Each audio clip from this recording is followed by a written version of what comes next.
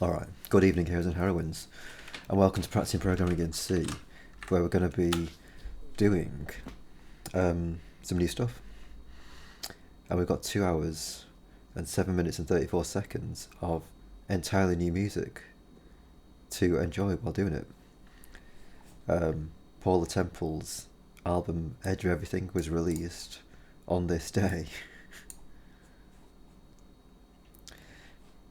in this month, in this year, and Hidden Orchestra released a live album today, one that they performed live at Attenborough Centre for the Creative Arts. I presume that's Richard Attenborough. But they sort of have a bit of a relationship with nature, so David Attenborough could be. There could be a link there also.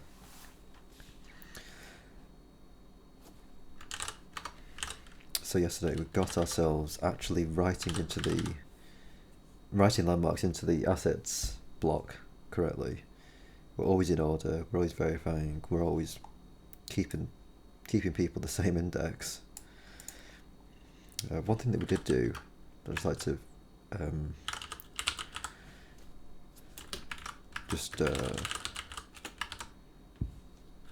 attend to just briefly is this. I added this check here: if deleted, delete all assets, without testing it. I think I'd like to just delete that. I assume that this is actually what you're supposed to do. I can't remember exactly what was triggering that failure.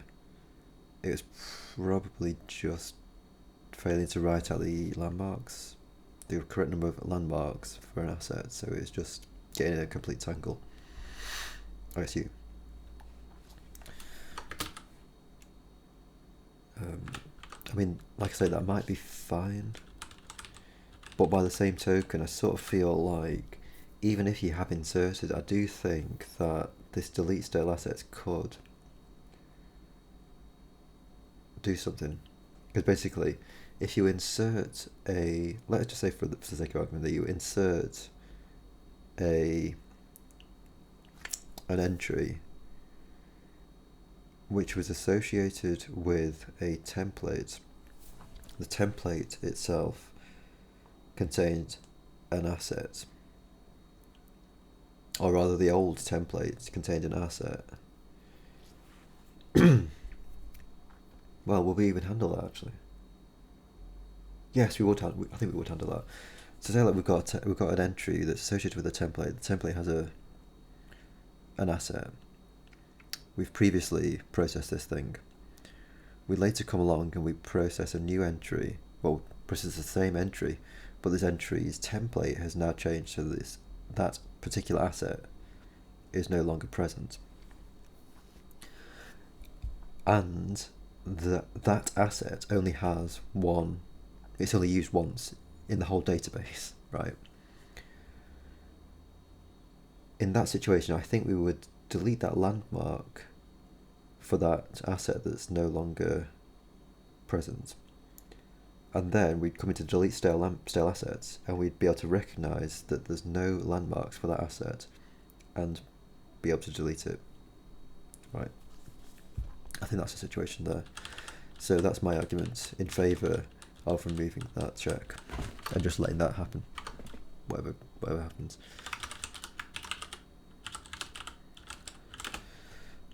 So yeah, our task right here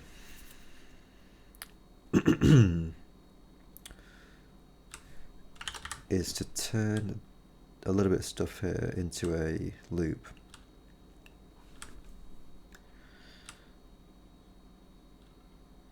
It's essentially, it's this end of project loop here.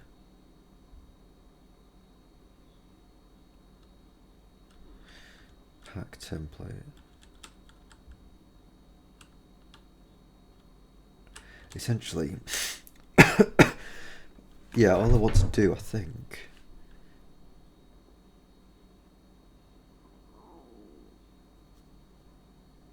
as a very first step is literally just to do this loop for the synchronization. So I synchronize all of the projects. You have like a different template.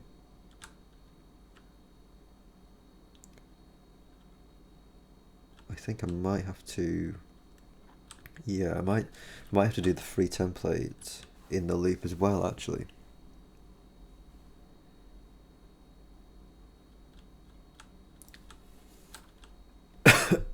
Although for the real thing, we might want to change that to actually have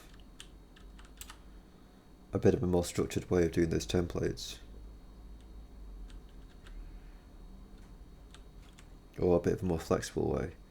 Because essentially we've got 3 templates that are set up here. Search template, play template, and bespoke template. The play template and the search get packed up if the current project has a thing for them.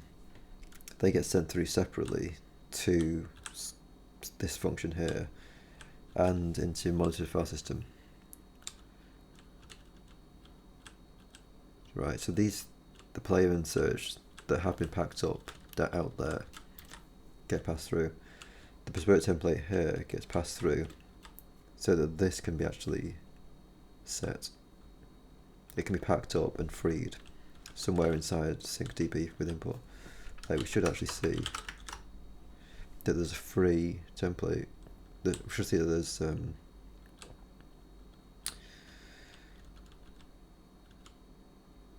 well, where would this be actually?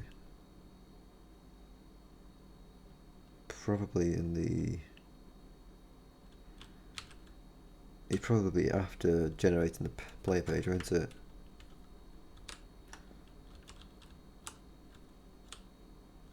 Yeah, here you go. Just the free template there. I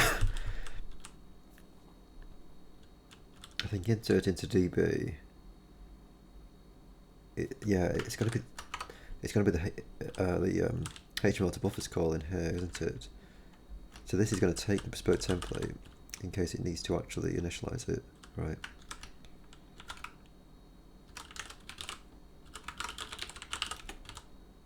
Right, and then it says if this guy has a template, pack it up. Right, so this is within that function. So this thing knows about doing that, and this thing knows about freeing it, right? But we don't have that currently for the search template and the player template. Or at least not before this loop. So in order to handle this packing of the template, like I say, if we want to do that for all of the current projects, because we're going to be basically switching the current project. If we want to do that for all of them, then we will need to, inside our loop, handle freeing of the templates.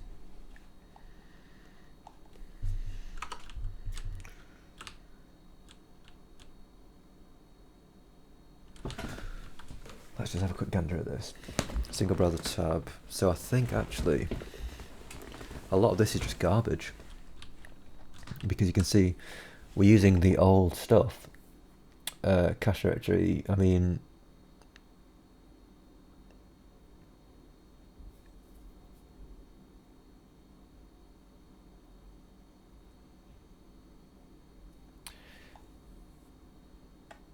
so yeah, basically all of these things actually, that isn't even existing anymore. All of these things don't even exist. Right? What I mean is they don't exist as switches. And quit after sync doesn't even exist anymore at all. So yeah, my suggestion is let's just get rid. Go to it, because if we want this kind of a printout at all, I mean, I don't know, you just print the config, I guess. Because that's all this is. It's just printing the config.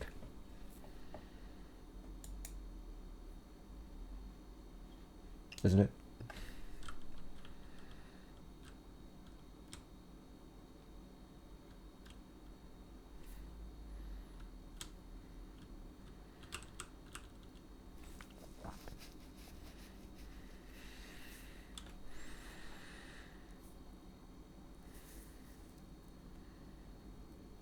Yeah, let's just get rid.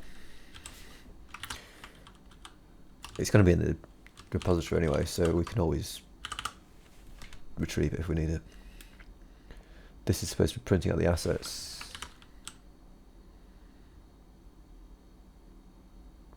Screw that. If we need to, we can do.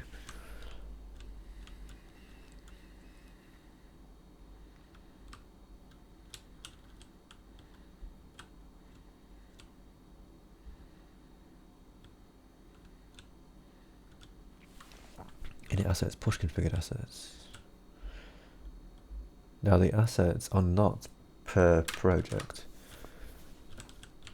so they can happen outside our loop, right? We're leaving over the config there,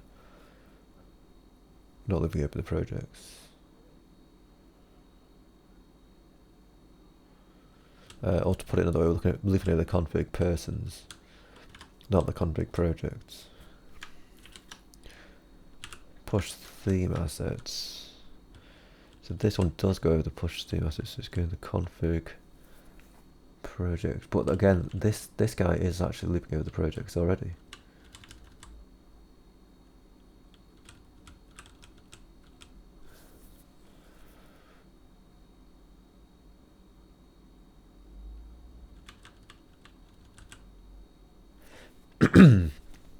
So yeah, that doesn't need to happen inside our loop because it's looping itself.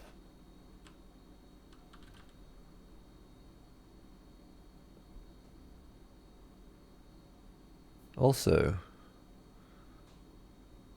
oh no, yeah. So push theme assets and then push project theme assets. So that's our recursion there. Yeah, we're gonna have to recurse as well.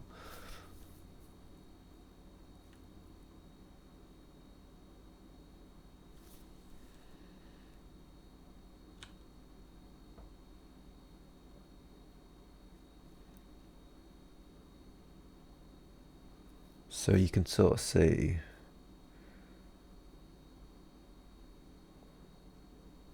if we were to, so like, basically what I was trying to say is this and this are identical. The only difference is that this is recursive and this is a loop that calls itself. So it's basically going to be that kind of a pattern for the recursion. Still kind of getting my head around recursive functions, by the way, because yeah, they just get a bit bamboozling.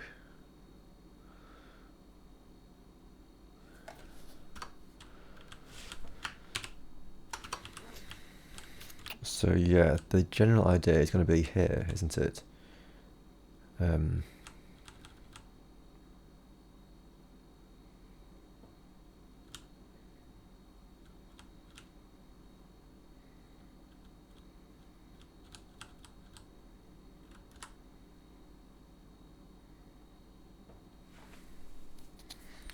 I think we need to do this early, don't we?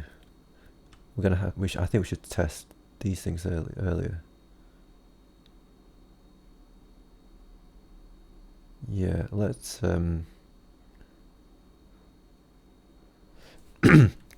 let's get these tests into parse config or whoever's responsible for it.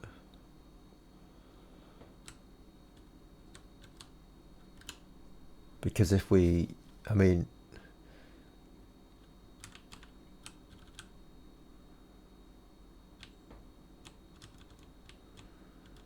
where's how config errors? Oh, it's there. Yeah, so it's just used there, and then it's initialized there. It's done here.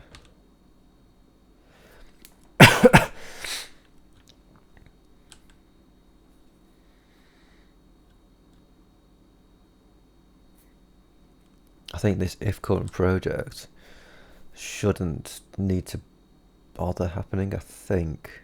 Could be mistaken. But essentially, a current project should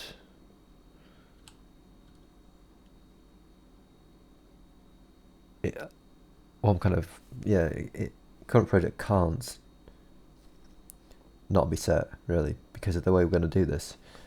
We're going to be looping over the actual projects that we've actually got. So it's not going to even be the possibility for them not being a config, not being a current project, because we're just straight up just going to say that the current project is the project that we've got.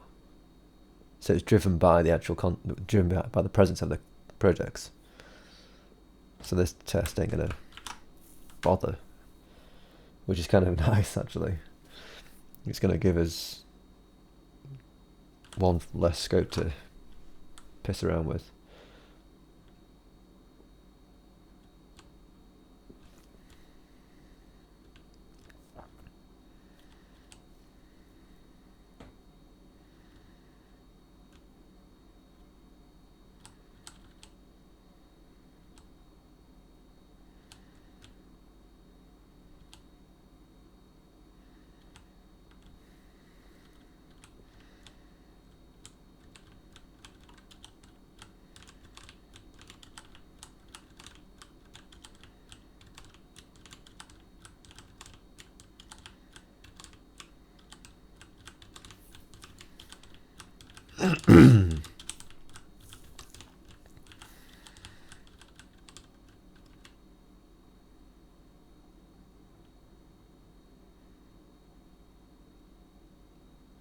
Yeah, let's get this going.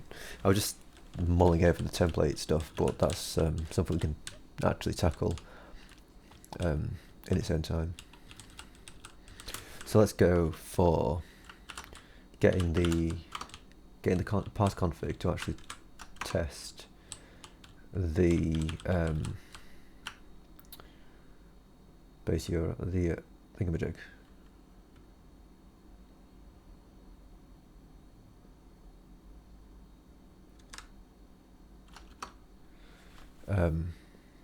To resolve variables.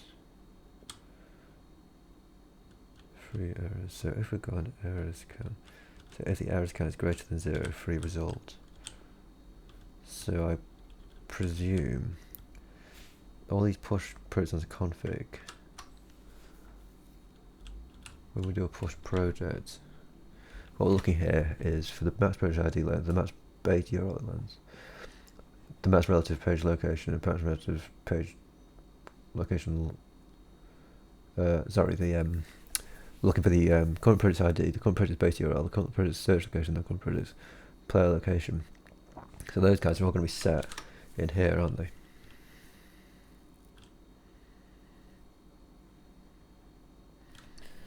So here's the item based, the ID set up here, so it's going to resolve into that.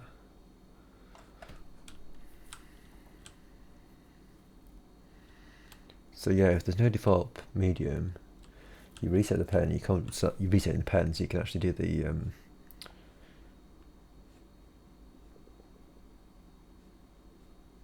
lineage. Is that right? I think that's right. It's a bit weird, but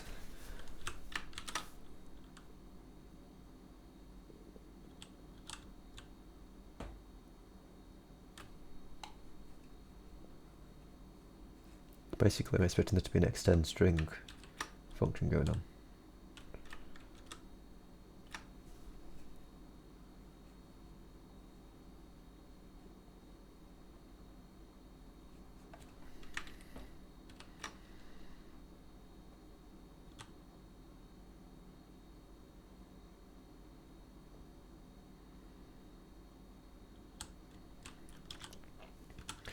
See resolved variables.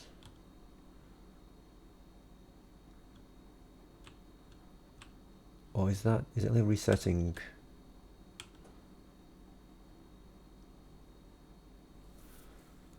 I do recall there being some reason why I had to do this. And I recall it being something to do with the lineage as well.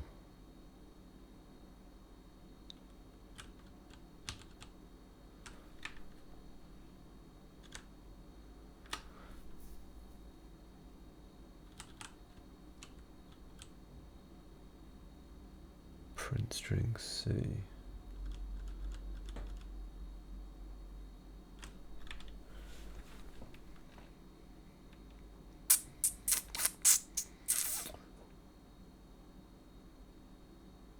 I don't know.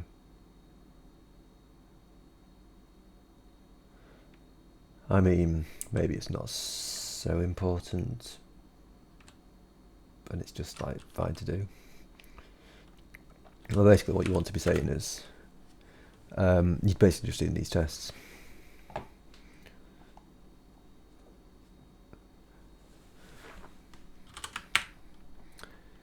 If the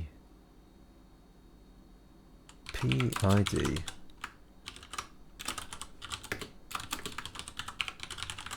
in fact, I'll just copy the goddamn stuff down.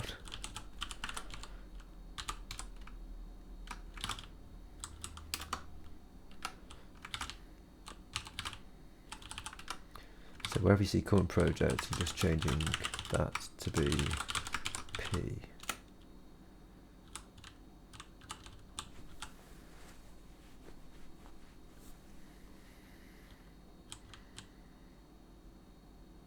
Oh, I'll tell you what, actually. Oh yeah, that they should have. I think they should have that available to them. Yeah.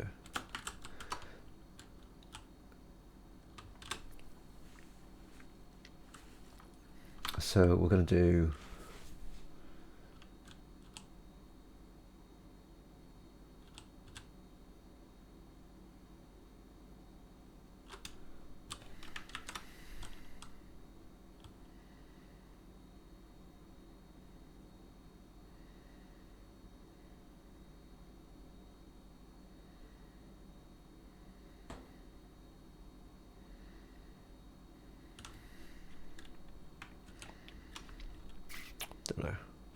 don't know whether I can't figure out whether we need to do this reset pen or not.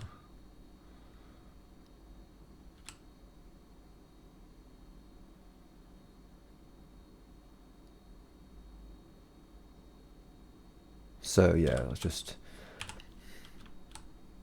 do the stuff.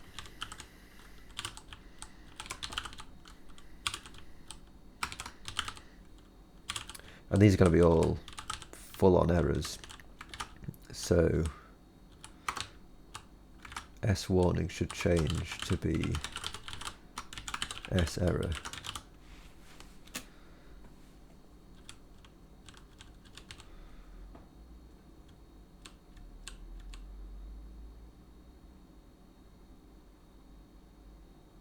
Ident default medium.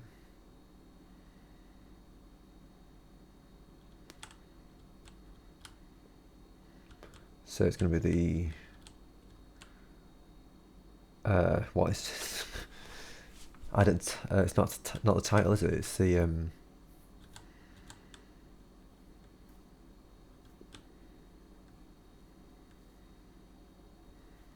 ident project. Is that what it is? Project.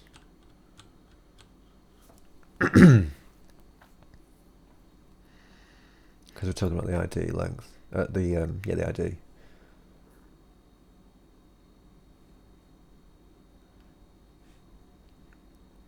Base URL is that. Search location. Player location. So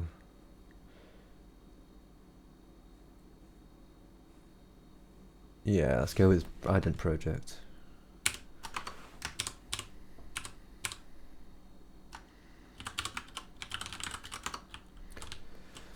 The config error here is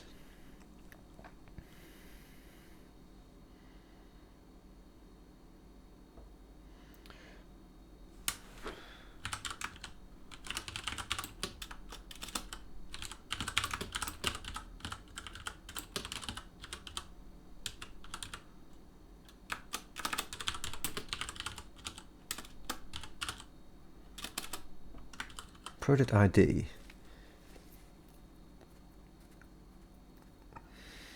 contains too many characters.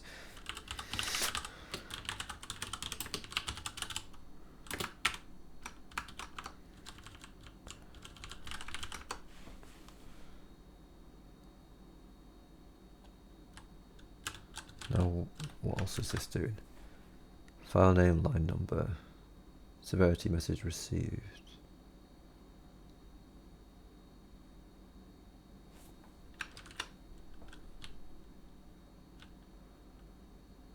Now that I think about it, this could be computed somewhere else, couldn't it?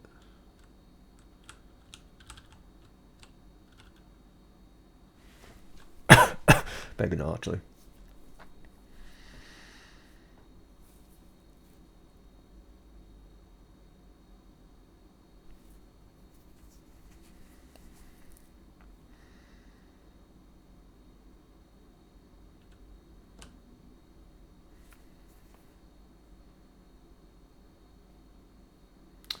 I suppose actually, yeah, you probably do them right down here, don't you? Actually, so you see where you erroring on the title here. P title length is greater than that. There you go. That's where you do it. So you do your stuff in here, and then you can actually report the file name and line number in the error. That's where you should do it. So you resolve the PID, and then you do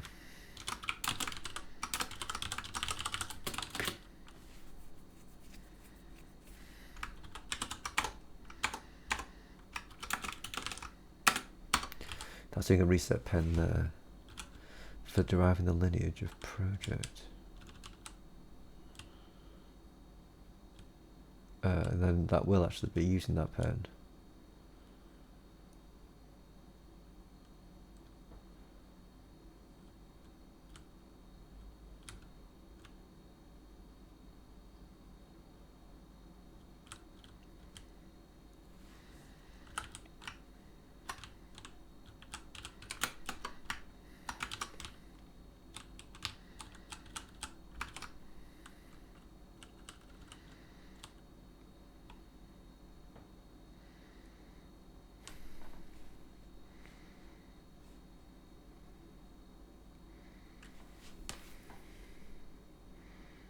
Project tree pairs.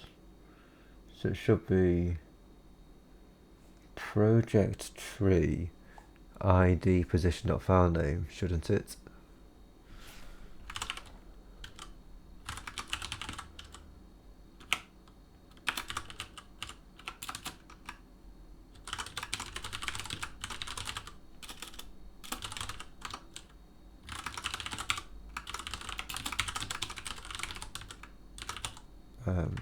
Line number.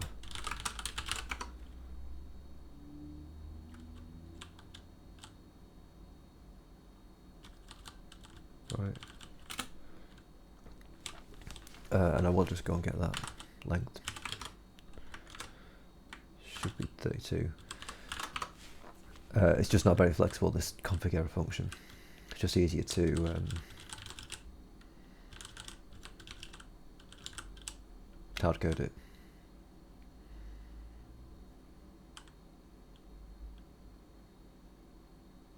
So there's a resolution error, is S error.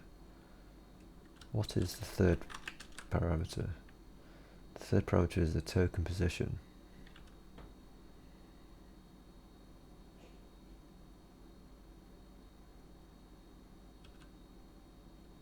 Is anybody using that? We don't have the tokens, do we? That's why it's got to be 0 at this point. We only have the scope tree. So I think that's what you'd want. We're pushing it on as an error, so that will trigger it to actually fail.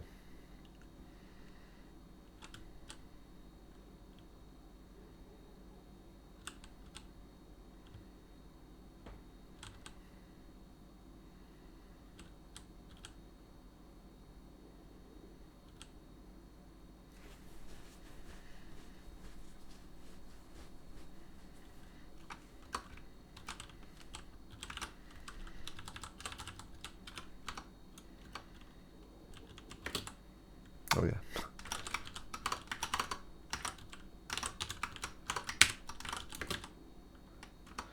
So project test.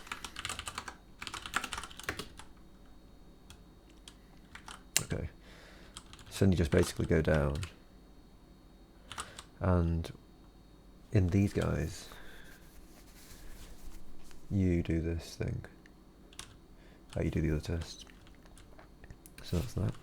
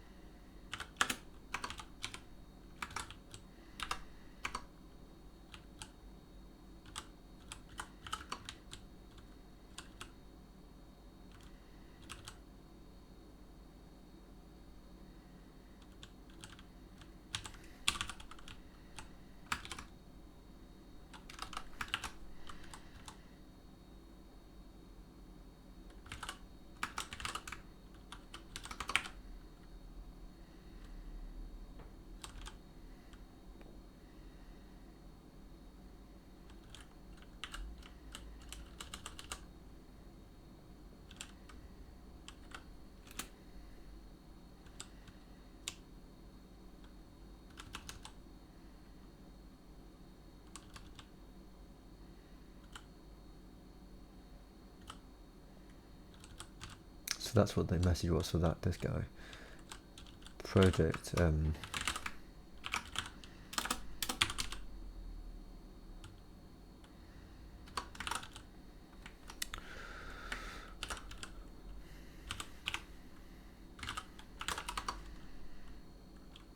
We're doing a bunch of. Why are we doing this?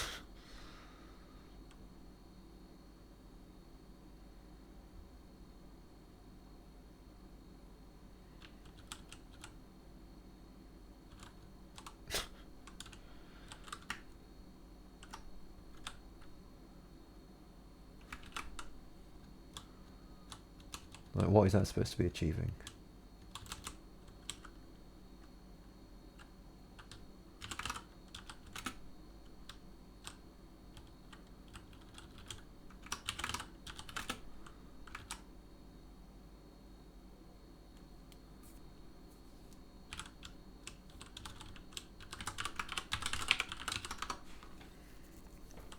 And also, we don't need to actually talk about ident base URL here, because we could just use that.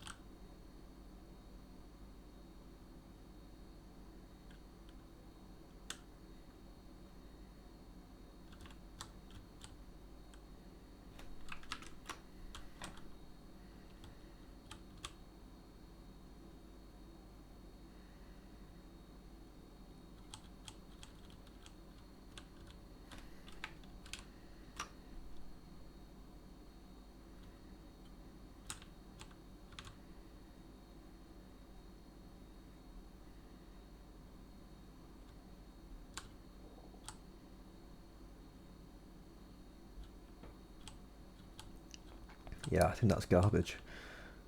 I think these new lines and stuff is... I think we just didn't look at them, I guess. Is that right?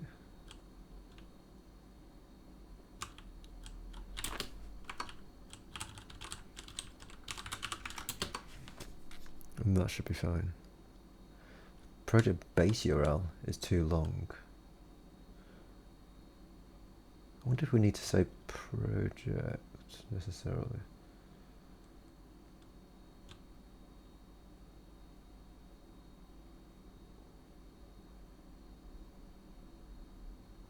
There we go.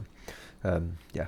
So, so we've got that error. I think there was a base dir error, wasn't there? Well, maybe not.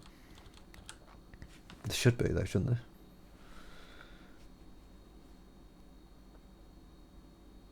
Right. I mean, we should be erroring on all of this stuff.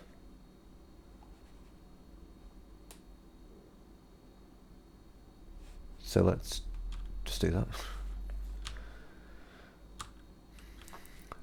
Yeah, the default medium also was. What's the default medium for it? So that's after having gone through all of the pairs. You want to see if you've still got, if you actually got that default medium set.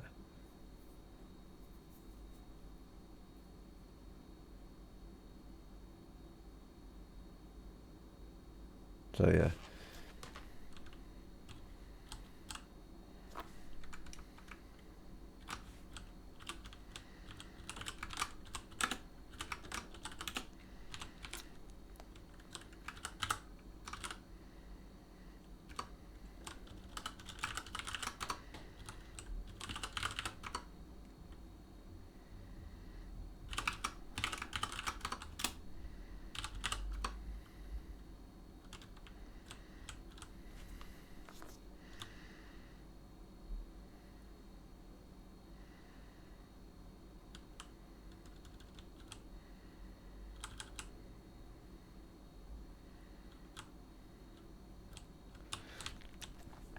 You've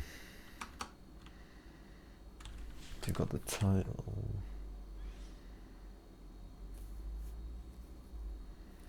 We're not storing the owner. We're not storing any of this stuff, are we? I'm not sure if we will need to store the HTML dir.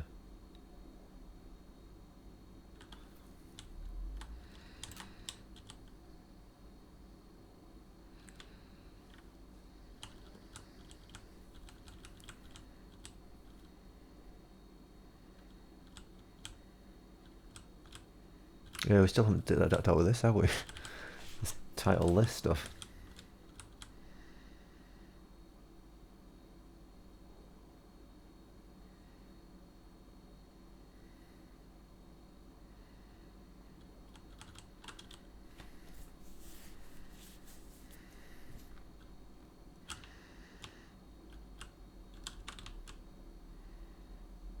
Where's the root dir? Oh, the root dir is part of the asset, the main config. What if we error on that? Probably don't, do we?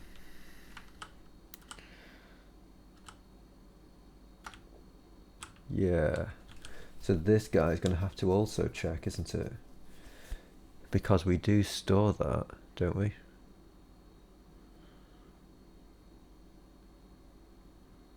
Definitely store CSS images and JS paths. Surely we store these dudes too. We're not going to store the DB location, obviously, because it's going to be its own location.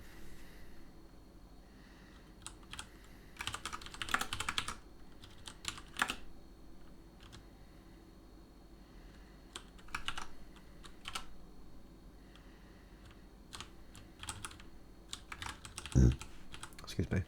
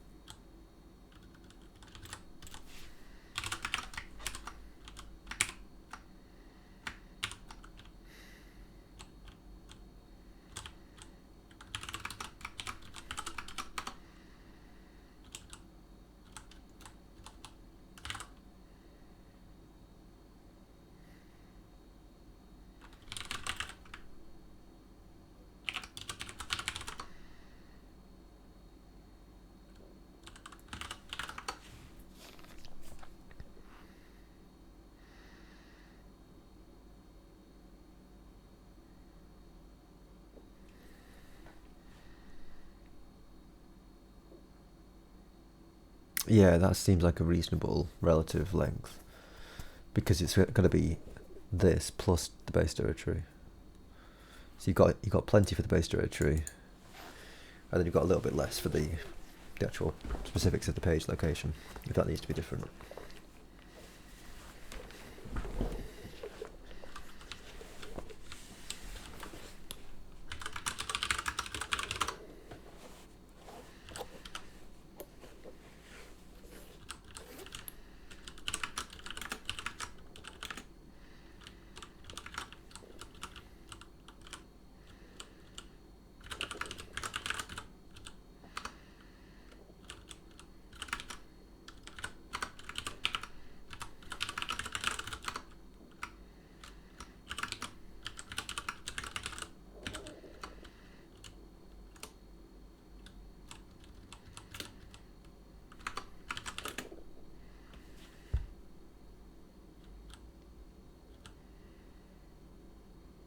We're not storing anything to do with the templates or the cache, I don't think. And these are just integers, so it doesn't matter.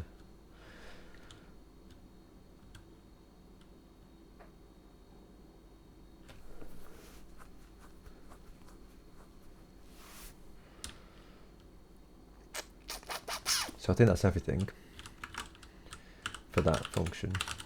Zip build. We just now need to do the same thing in the resolve variables function here. We need to error on these dudes.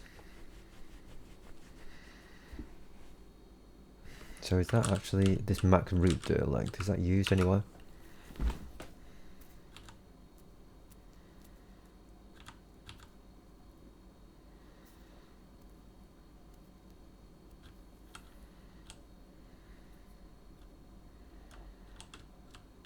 Yeah, it is essentially.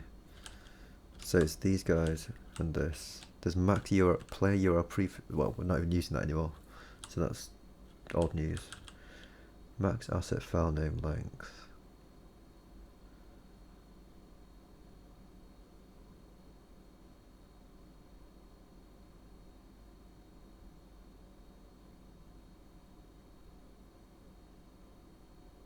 Yeah, we could test that, couldn't we? Couldn't we? In the icon.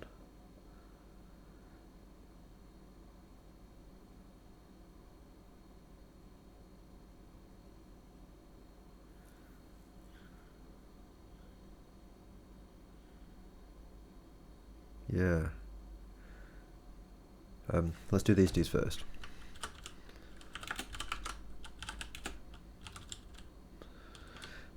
Have we got a pasteable thing? Not really.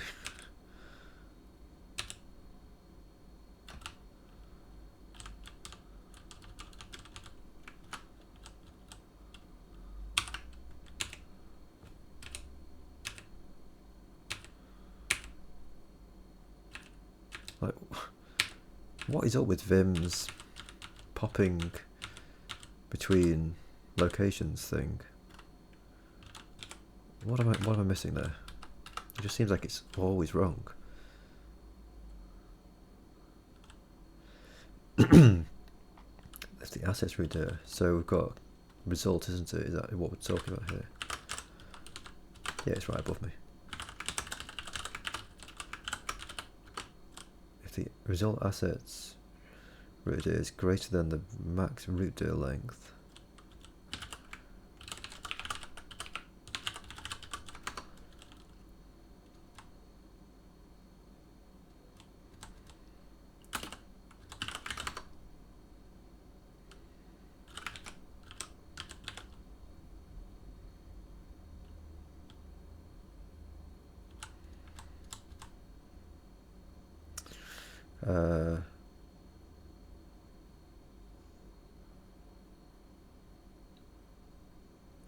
is it called the root dir?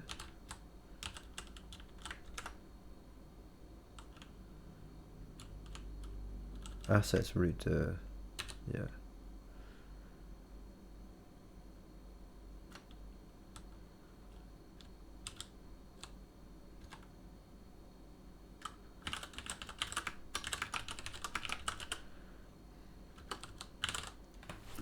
wouldn't it be nice if this config error could take this, so you know that you're erroring on that particular thing, and you can report that in the thing.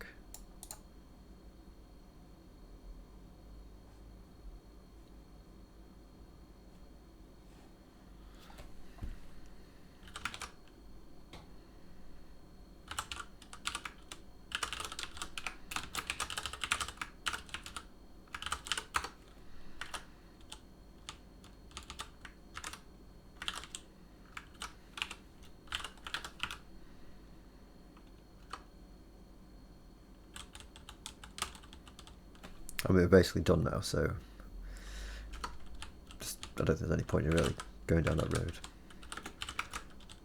But if there's a bunch more to do, then it could have been worth it.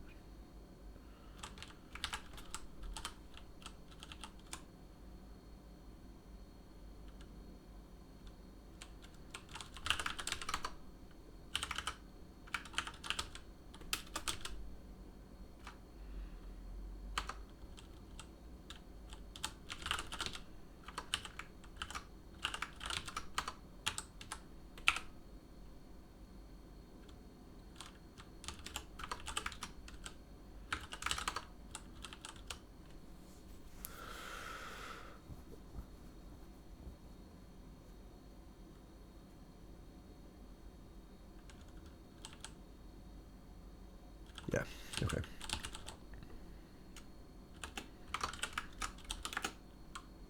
And then we're going to have 3 identical tests.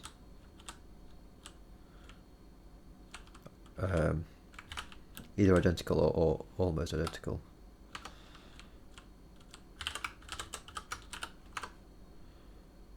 Max relative asset locational length.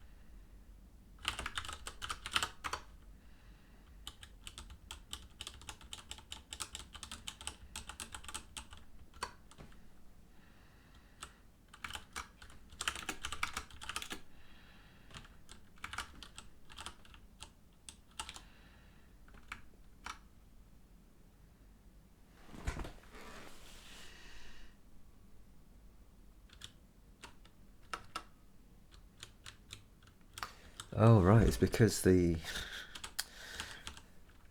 length of this thing is longer than the CSS path. Weird. So that's how it figures out how to line these guys up.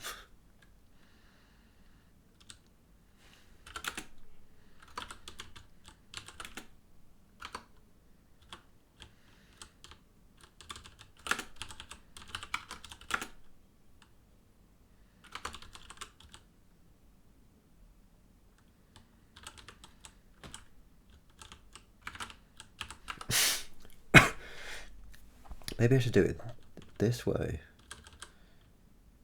So you put the case on its own line. Yeah, that probably is what I'd like to do better, actually.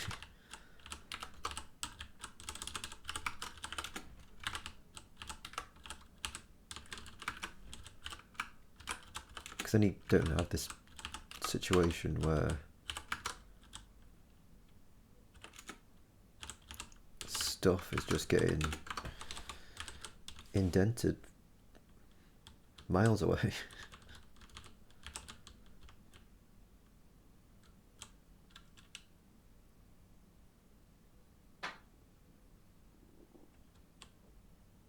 Yeah, let's do that.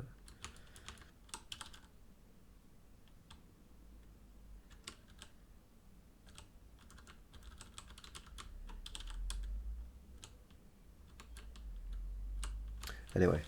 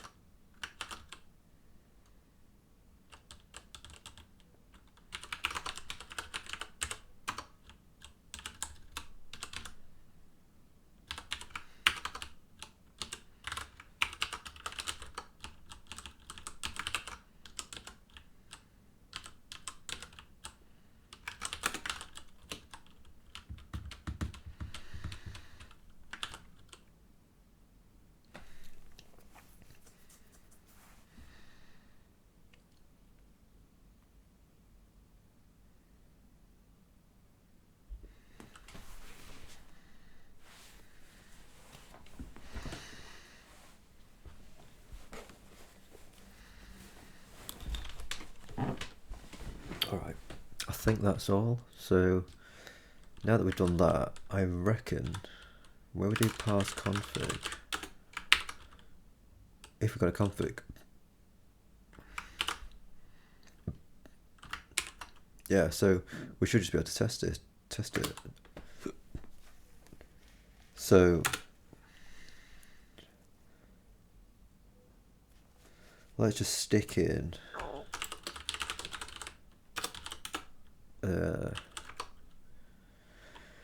a CSS path.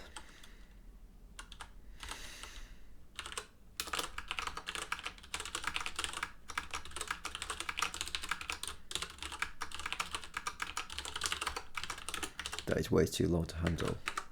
What happens? There we go. Relative CSS path is too long. CSS path is way too long to handle. And Jesse's saying some important stuff. I believe function calls itself with that base function is a diverging function. Oh. Still good, but yeah. Diverging function. A function calls itself with that base case. Interesting. A diverging function. The Moylin. I've tried Odin. I haven't tried Odin. No. Feels pretty cool. We were like 10 hours on it yesterday. 10 hours? Wow, okay. Don't overwork yourself. To make a board game. Blimey. I like how you complete stuff. Case indented, yeah.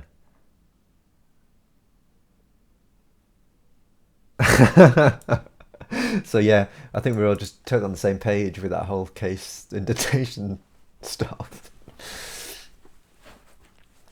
What board game did you make? Come get online 58. Cinera real too long. So yeah, as far as I'm aware, that's just worked totally. Line 50. Line 58 of Cinera.conf. Yeah, that is line 58. The rug game, cool. Never played it. I think I have heard of it, but definitely don't know it.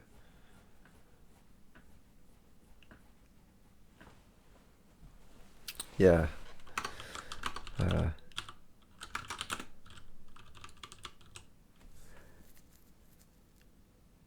Did I pay for it? Oh, nice.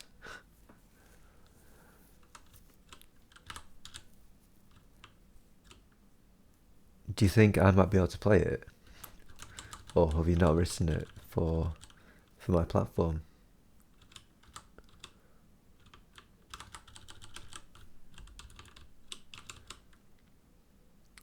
Tell you what, actually, did you make it in MPD? In MPV? It's in Odin, I think it just works. Unless I'm on ARM. No, I'm not on ARM, no, I'm on x86, aren't I?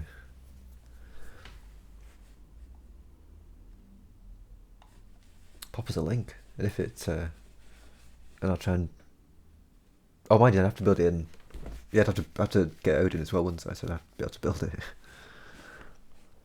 You can't exactly do this yet, can you?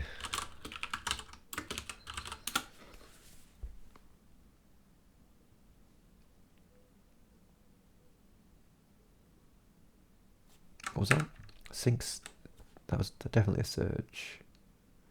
Oh, encoding. That's unfortunate, isn't it? Where's this coming from then? Where's Odin in Perl? I wonder if Bill's aware of this. That is like the Odin is just in this thing.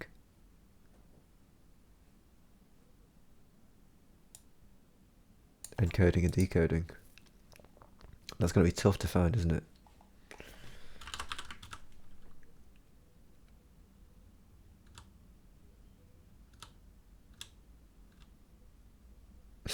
Yeah, it's not going to be that.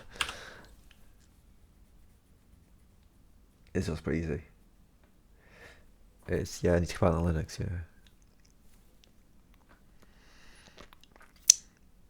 Do you use any, any sort of systems that I might not have? I mean, if it's a console application like this, that doesn't so in my case here, I can't just build Cinera on Windows or on BSD because I rely on Linux's iNotify subsystem. Um, but I can build stuff like Silken on Linux and BSD because I don't depend on any platform specific subsystem. It's terminal. Cool. You need LLVM and Clang installed, and then you just build just executable and just run it. Sweet. Post it up somewhere, dude. If you're comfortable posting it, and I'll have a go. How does that pick where you want to be highlighting order? Did use console bindings? Ah, okay. So you have to port it to Linux, maybe.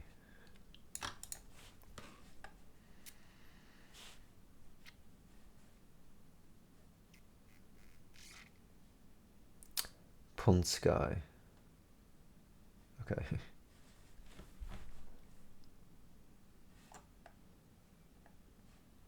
Yeah, just rewrite it.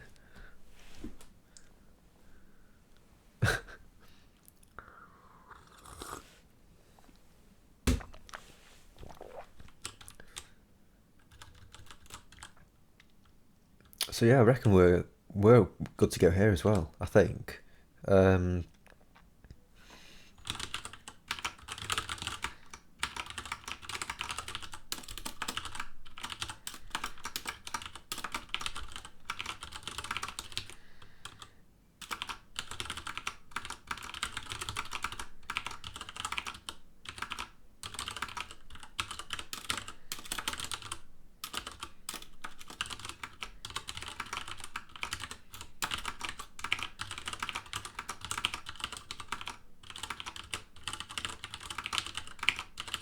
Right, I think that should trigger it. Perfect. Tell you what, actually, it could actually be nice, couldn't it? Because what I usually do for these sorts of things is say how long the actual string is.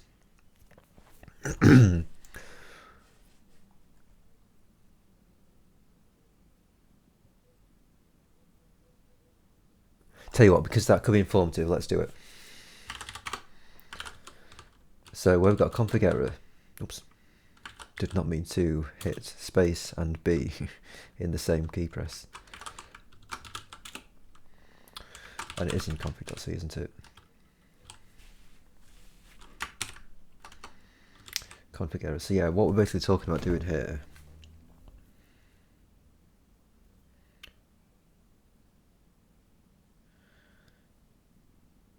config error itself is simply printing, isn't it? That's the only responsibility of config error is to print.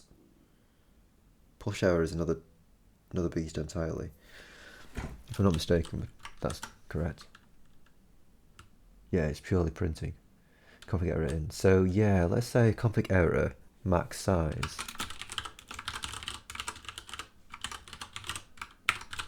So let's make it just take the same garbage.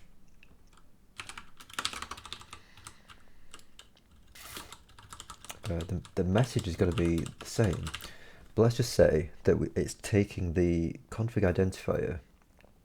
So the file name, line number, and severity should be, well, the severity should actually be error. For a sizing error, it should be an actual straight up error. So the severity here will just be passing it as S error.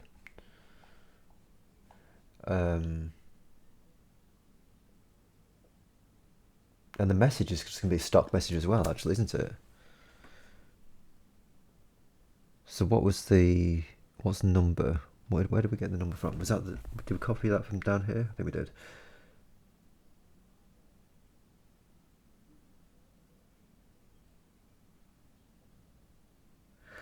So I reckon we don't need a message, we just need the received string, I reckon.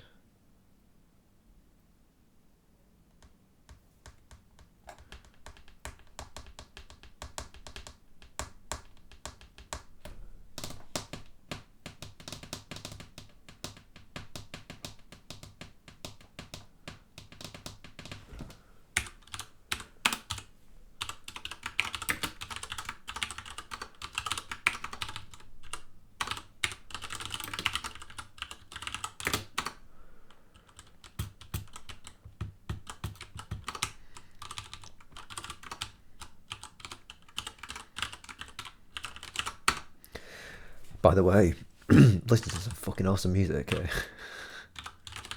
Oops. That was released today. The Consequences in Wednesday 2. Read console A. I see. I think you'd be reading from standard in. I think it's get. I think get C. Probably is my guess. Because there's like put C and get C. Yeah. There's get string actually. Is it from stream says it on time card? Yeah. Reason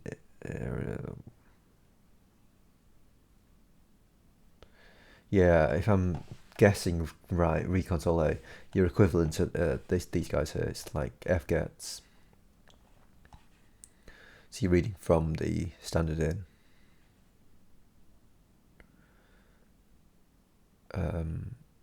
So yeah, you're reading into a buffer of size this. I guess is this the size of the buffer? I mean, if it's only one character at a time, you can just do F get C, and it just reads it from the stream. Well, I mean, it's actually man F get C itself. It's a bit weird.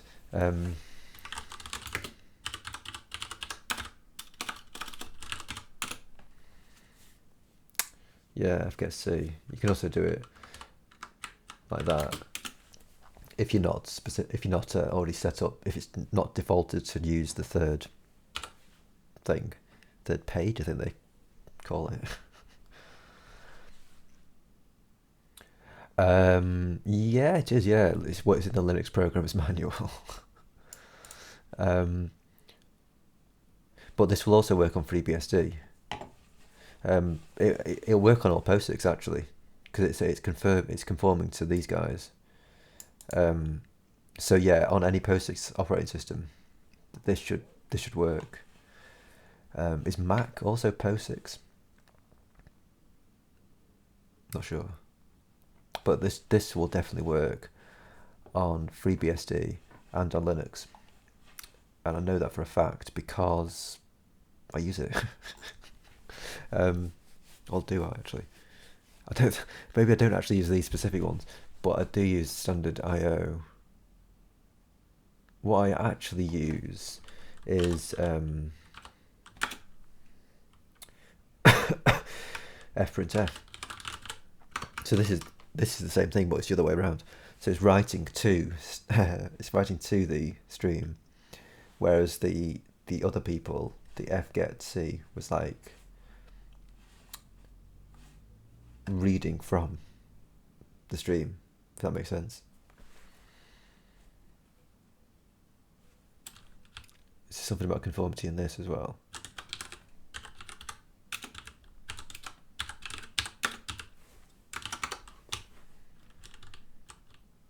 Conforming to POSIX.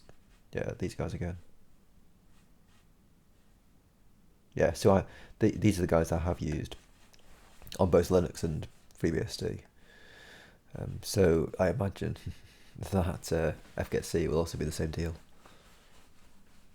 That'll be awesome.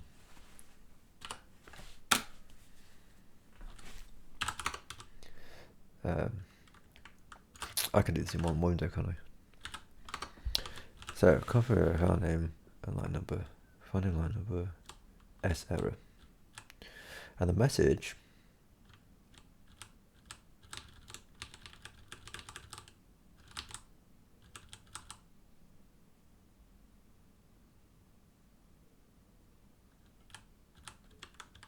Which way around should I do these? Let's do them the other way around.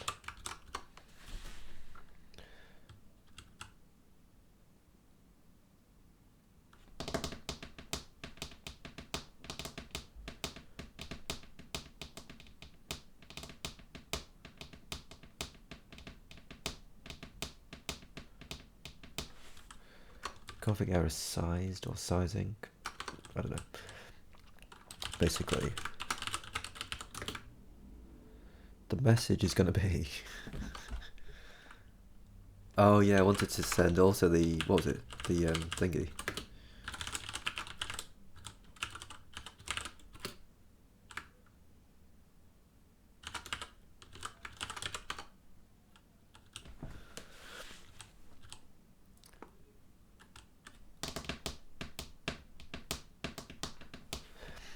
So on the standard lib, probably still able to use it.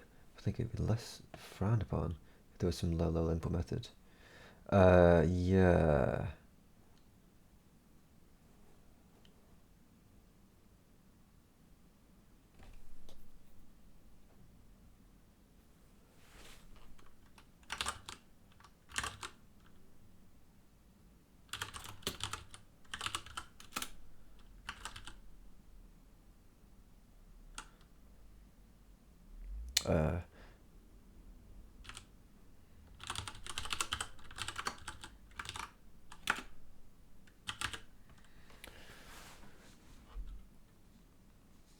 So what have we got in here?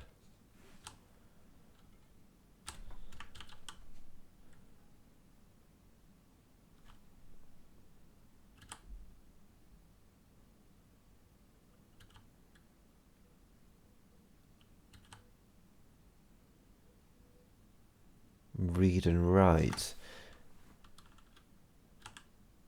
Yeah. I think read would be your option.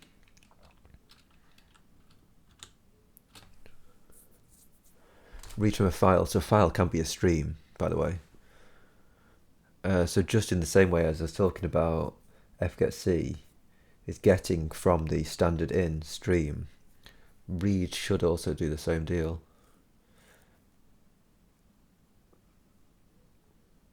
So yeah, I think this is as low level as you can get. The stuff in UniSTD. Because I believe it's also UniSTD that contains stuff like memget. Is it? What are the mem functions? It's basically the underlying things that malloc uses.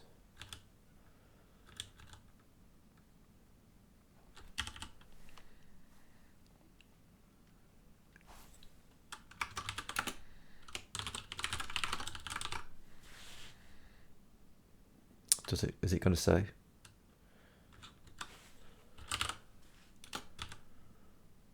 Get state. Yeah, mmap is one of the things actually. Where's that? So that's in that's in sys. Okay, I see. So maybe UniSTD isn't as low as you can go. Maybe you need sys / something. Not sure. Read.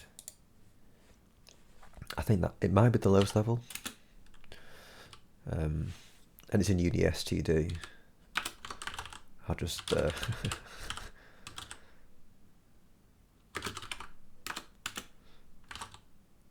suppose, strictly speaking, an emoticon isn't necessarily necessary in this case, because you can kind of just see, you can see whether or not I'm actually smiling in real time.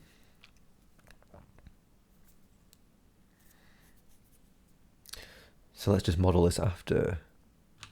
Are we even in actually Cinera.c here? I don't think we are we? I feel like we're in config.c. At least I feel like we should be. Okay, we're not. Isn't that a bit weird? Wouldn't you have thought that the error messages would be in the config.c file?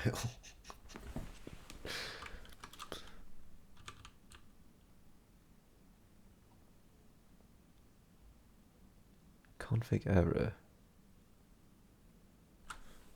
Oh, actually no, because we're talking about our own max sizes, so I guess it makes sense. Doesn't make sense for these other guys, though, does it?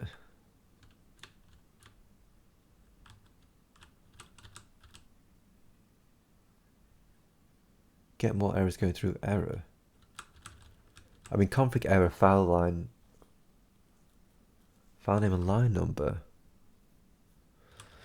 Like this stuff definitely looks like new stuff.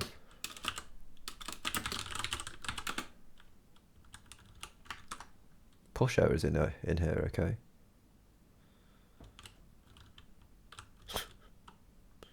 Get error, but the config error isn't.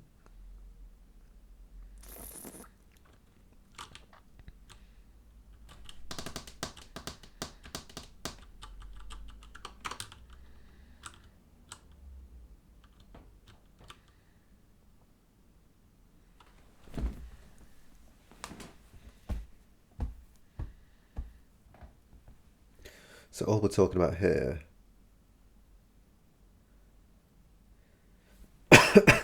is basically a field value, really. It's like the image field value is too long. Image setting is too long. Right, I think.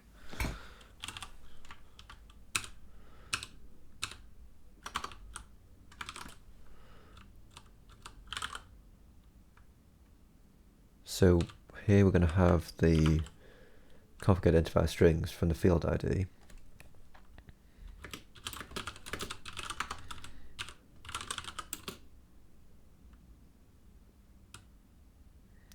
Let's just have a quick gander at this. So okay, so it does that in that.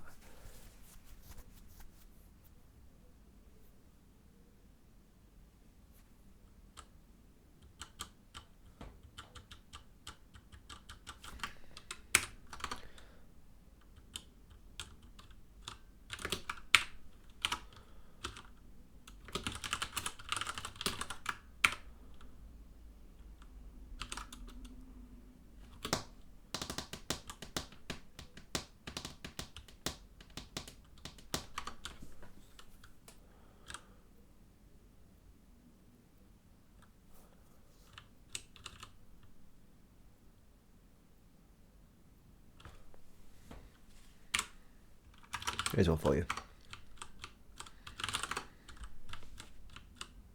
That out of that number of characters. So the value is going to be the config identifier strings for the field ID. Oh, blimey, yeah, of course. What's the following thing going to be? It's going to be another string, isn't it?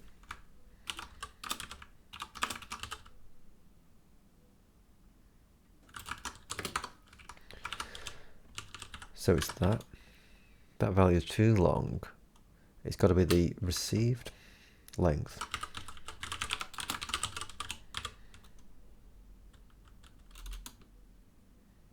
out of the max size, and then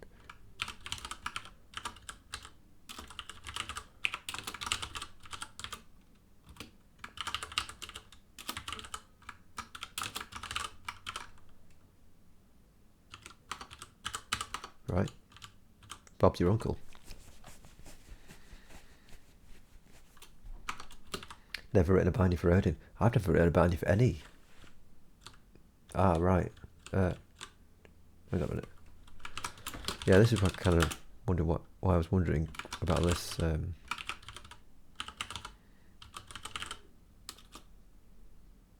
I just spelt it wrong?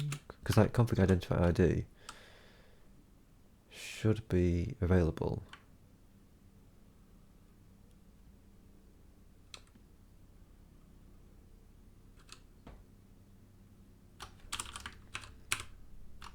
Yeah. So what's it take?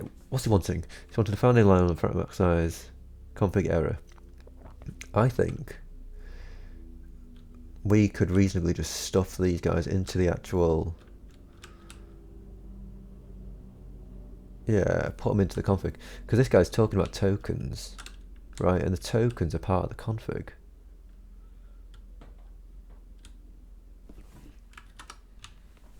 So that makes it a bit more sensical to do it like that. Although, are they? We've got tokens in Cinera.c.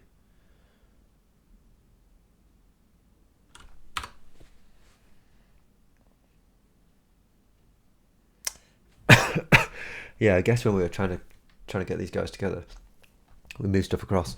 So I mean, maybe.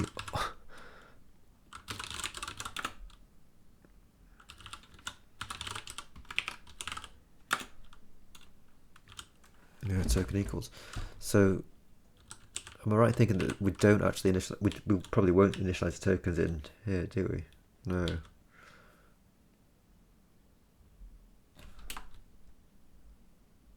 Yeah, I've never written a binding for any library as a sort of for any language. So I've got no idea what that actually entails.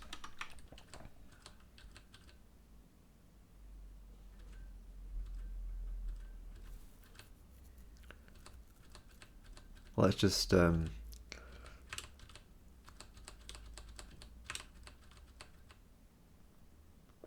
let's simply take our config identifiers and stick them into Cinera.c above our dude. I think that's what you do. What's this talking about?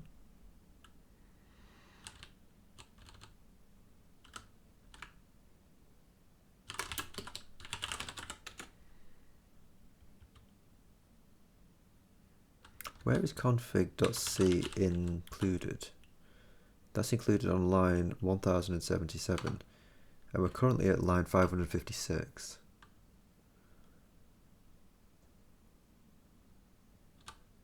So you see we've got token stuff here, and in the other file we had this token equals right below that, which kind of suggests that we could just stick it here.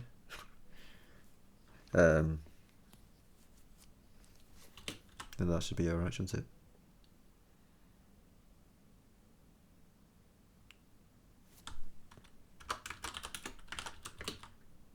Yeah, there we go. You've concluded that you're stupid and have been informed there's a platform-dependent method of taking input from the console.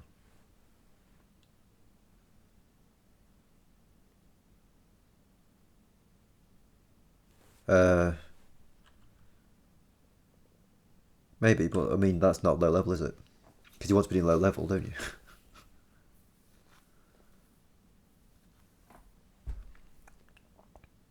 I mean, probably STL would do it platform independently, but that wasn't the goal, was it? You were talking about, oh, in Odin, right?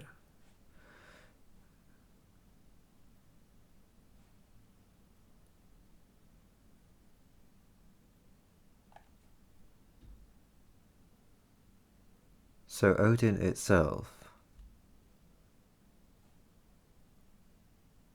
See, in other words, you didn't need to use read console A in the first place.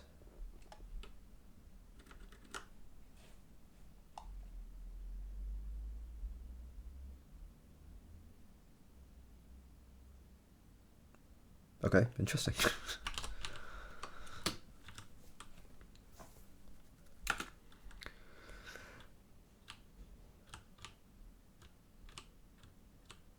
So yeah, config identifier strings. We need to use that function, don't we?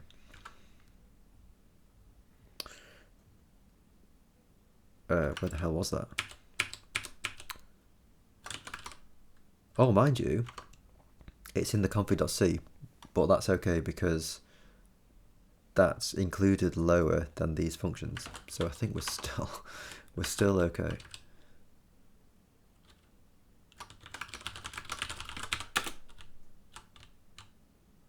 So here we go. We've got a config error, sizing.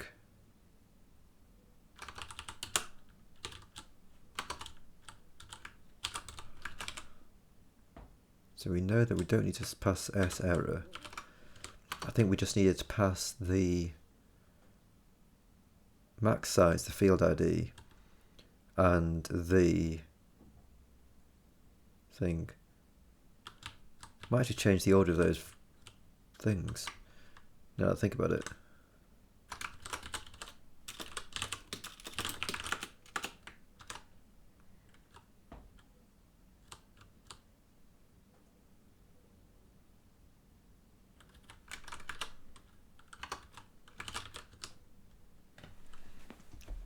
So we've got the field ID, we've got the size, we've got the received and its size, and then we've got the max size coming later.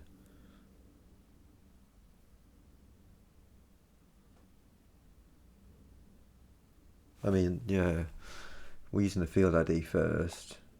Not that it particularly matters. Not that not that it makes much more sense that that's how it goes. So the max size is the fun thing to use. Just doing that way around. How's that building? Didn't I? Oh, it's in this guy.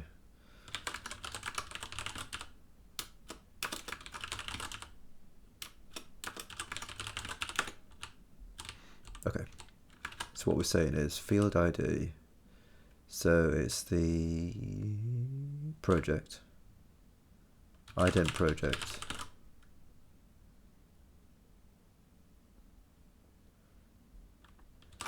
And we received the P ID. And the max length, the max project.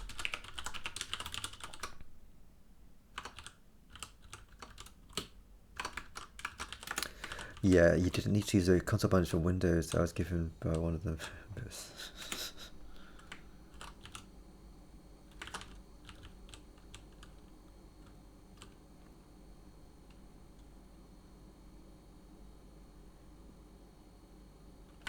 Is this... no, it's not Wing Bees. That's coming up.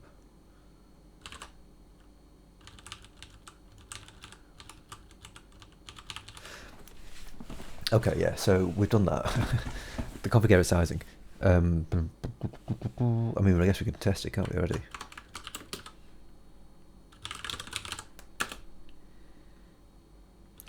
Let's do a project with a really long name.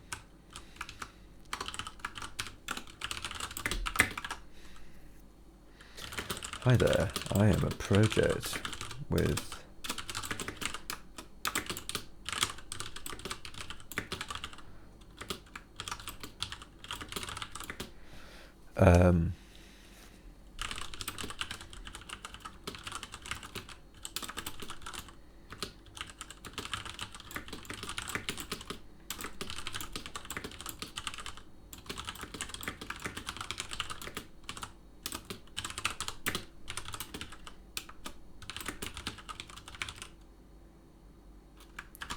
I think that should be long enough. Onset default me for project either. Project now shouldn't that have just died? Pretty much too long. Project based, yeah, that's gonna so what have we got?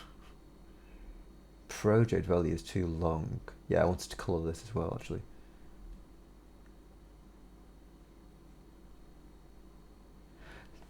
Yeah, I do want to colour that.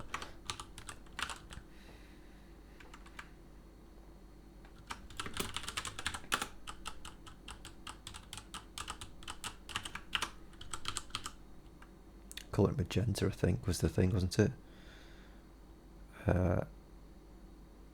Yeah, I mean, actually, I could do it with print string. Yeah, let's just do that.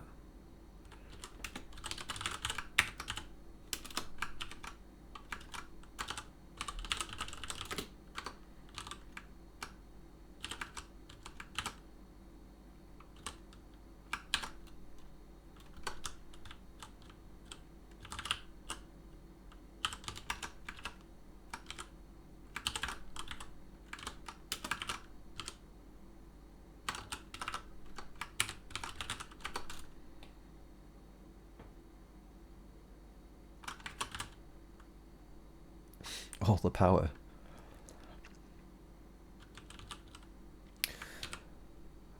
Print string C.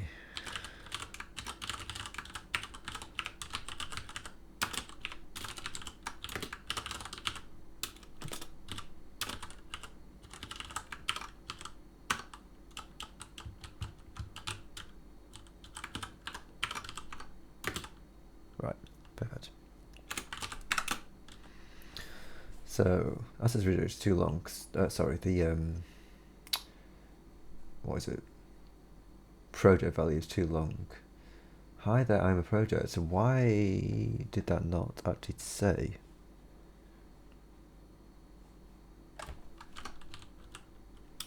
What's going on? Project. Oh, there we go. So we did the space. So there's our space. Now it might be nice if we also colorize this differently.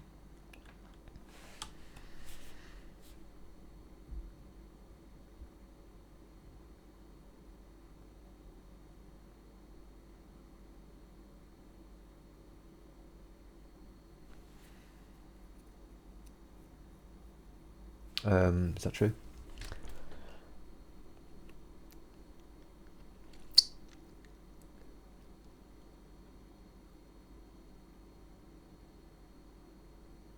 Nah, screw it. They should be able to see. You know, when you see this message, project value is too long. Complicator on line 290 of that file. Right, 290, they can see that that's the project. Project equals that. And wing beats have just begun, by the way. Probably my favourite track off the album. Not this album because I haven't heard this before, but the album Dawn Chorus. I like how it's 12 minutes on the album and it's 12 minutes the live performance.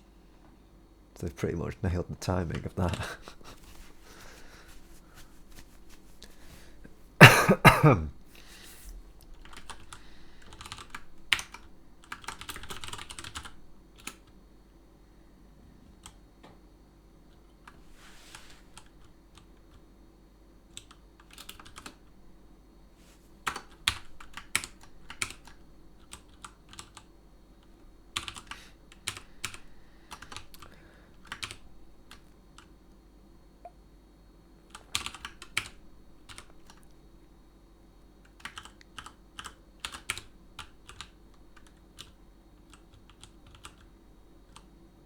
Did I actually push the error? I presume I did, yeah.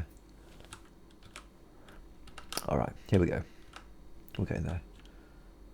So, ident project, we can use the project tree pairs thingamajig for a start.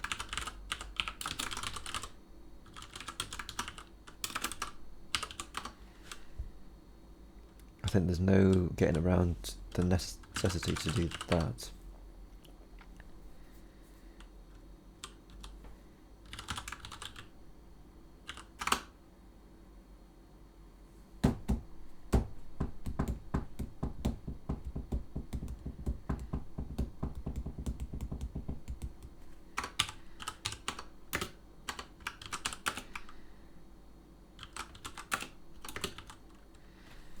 So that was the name. Let's just test it.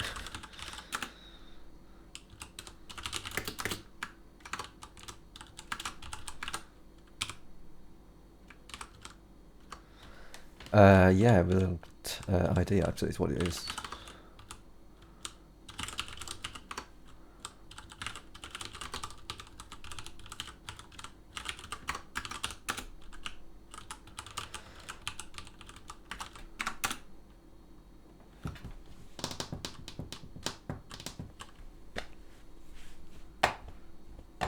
Title value.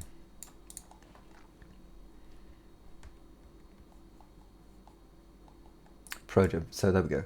Project value is too long, 174 out of 32 characters, and the title value is too long, 180 out of 64 characters. I don't have a project with a big long title yet. 290. So it's saying both 290. Isn't that garbage? That's too 290. This is 292. So have I just done that incorrectly?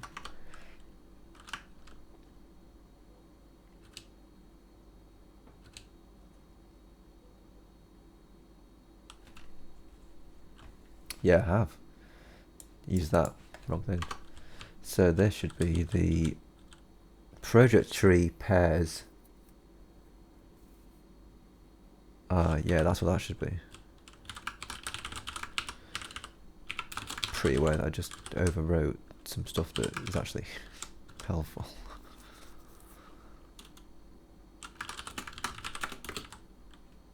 Let's try that again. So this was saying 290 for this penultimate error. 292. Perfect.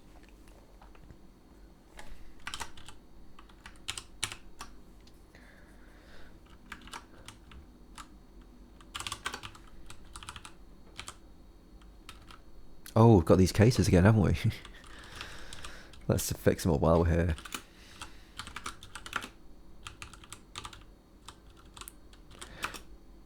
Now, yeah, was that just inheriting from... Probably inheriting from the previous cases, wasn't it? It just didn't know that it could, you know, forget about going that far along.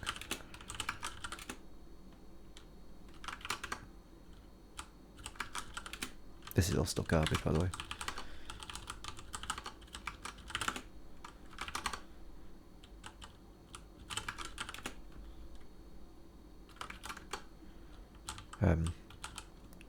Let's actually just do the thing as well, so we don't forget to do that.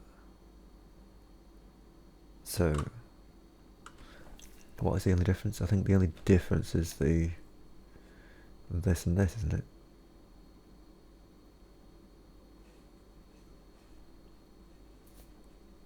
Because that project peak is still the same. This has got, this has to be the resolved thing. You resolve it into the p-base directory. Yeah.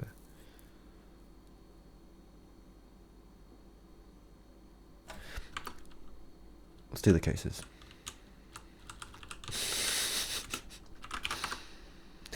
And then go back to that.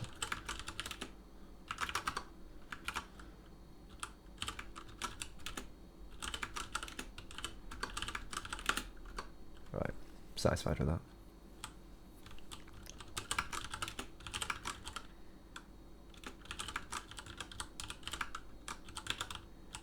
It's just a little bit weird that I'm kind of scoping this on the same line and doing all this garbage. I don't know.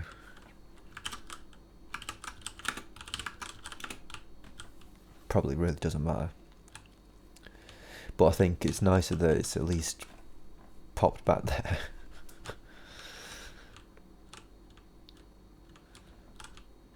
So that's where we were.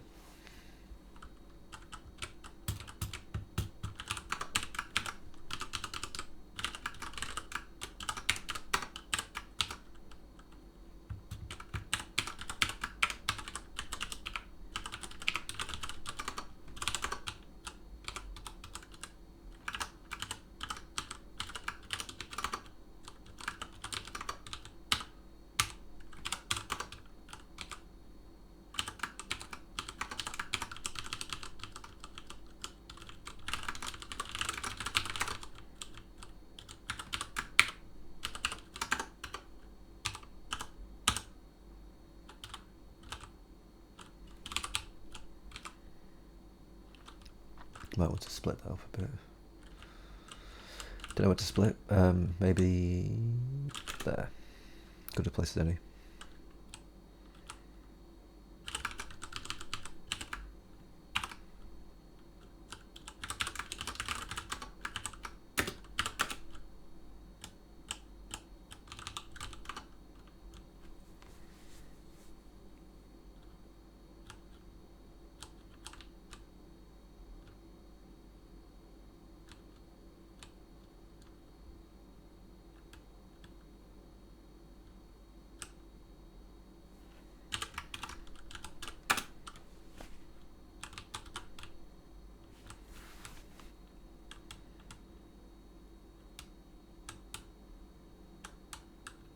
guess are just longer because they've got longer values for this, I guess. For that, and for this item here. Because everything else is just the same. And also, I guess because the rest is the same, like, it would make sense to just do that.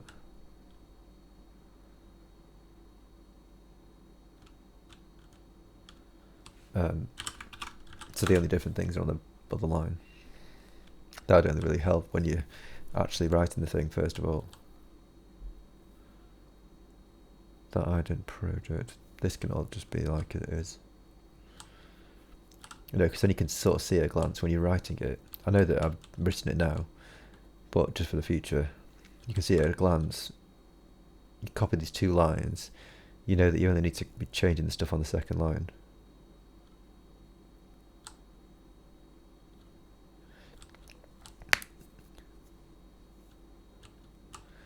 Unset default medium for project. And then we should have the resolve variables also having these 2 long thingies. Yeah. Do I have a thing? No, of course I don't.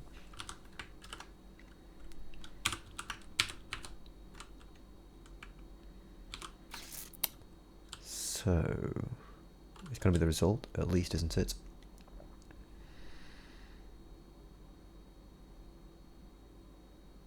S pairs. That's the S.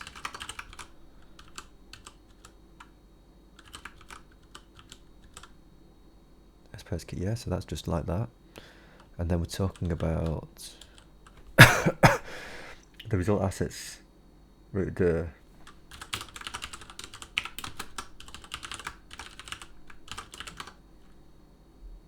Max root dir. And then that goes away. Same deal. Assets root URL, is it? Yeah.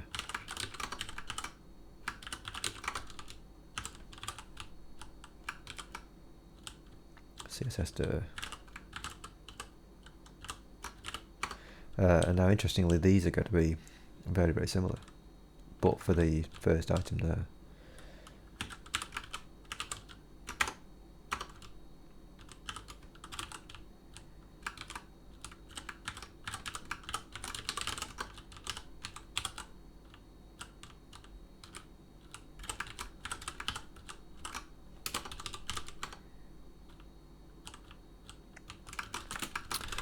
So there we have it.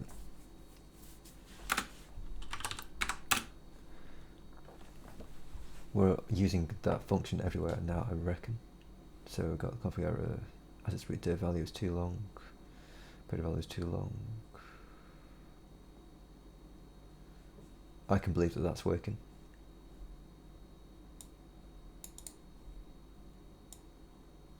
And it's the errors that are triggering the actual demise of the program. The warnings could let it go through.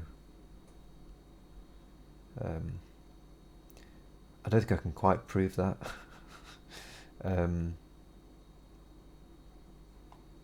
Because we don't actually currently, I mean, in the case of, if I were to just change that project,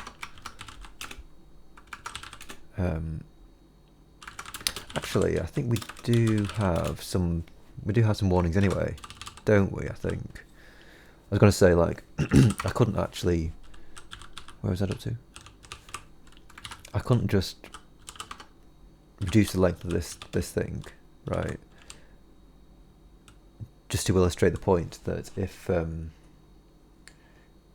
we can stomp these errors, then these won't trigger, the warnings won't trigger the death, because I can't actually insert this project into the database. That's the next part of the puzzle.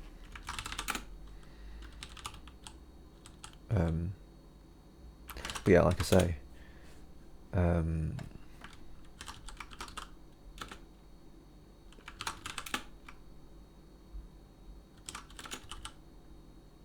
oh right.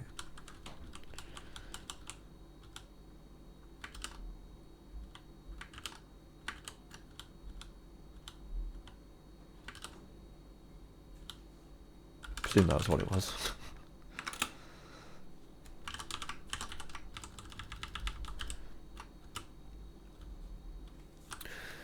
Yeah, unfortunately we don't have any errors.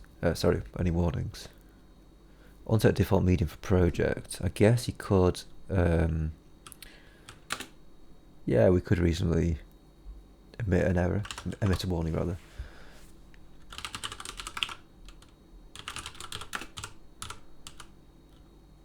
Hero. Who are we building? I just don't want to scramble anything up too badly. Risky but readers. Who we're actually building. So we could prevent hero from having a default medium. Let's just also make sure that the include file isn't going to come and spoil our party. No. So we should see some warnings, shouldn't we? Yeah, there we go. Copy one onto the default medium from project hero, enter to see. Here we go. And you can see that it didn't kill the project. It didn't kill the program. It let us continue on down to actually to run, essentially. So yeah, now that we've done that, go back to Cinera.c, and where we see all of this garbage now, we don't need to do this because we're doing it in the config. So there you go, bye bye.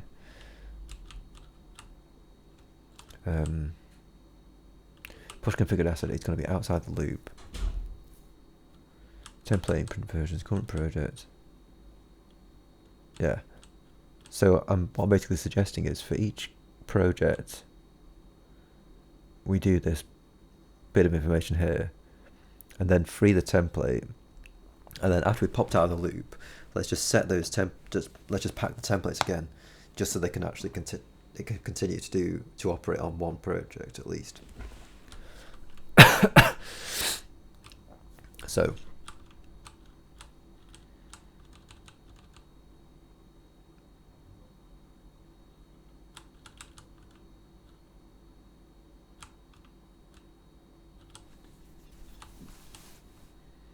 should we call it sync project? Right, let's just bundle up all these dudes into a sync project function.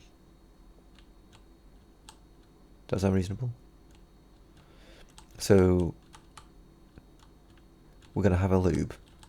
The loop is going to initialize the templates. Actually, we're going to probably initialize the templates before here.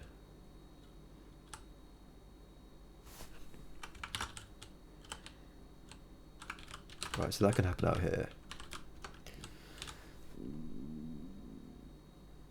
We do need to have a neighborhood initialized as well, so that can get passed down to what's its face.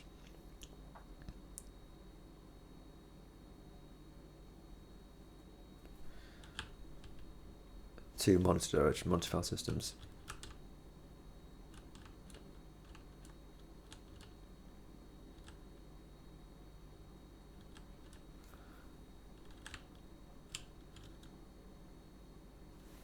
Init neighborhood is mostly going to disappear.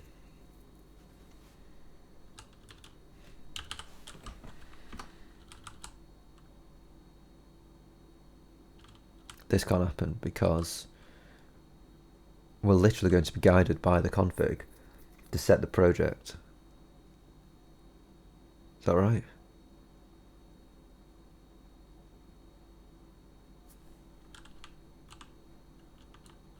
I guess, strictly speaking, syncdb is the person who's going to be responsible for syncing up the config with the database, and then init neighborhood is going to be responsible for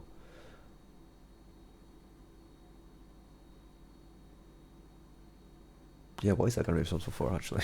It's probably going to be responsible for setting neighborhood project based on the stuff that it's based on the project that was set that we're passing into it. Not sure.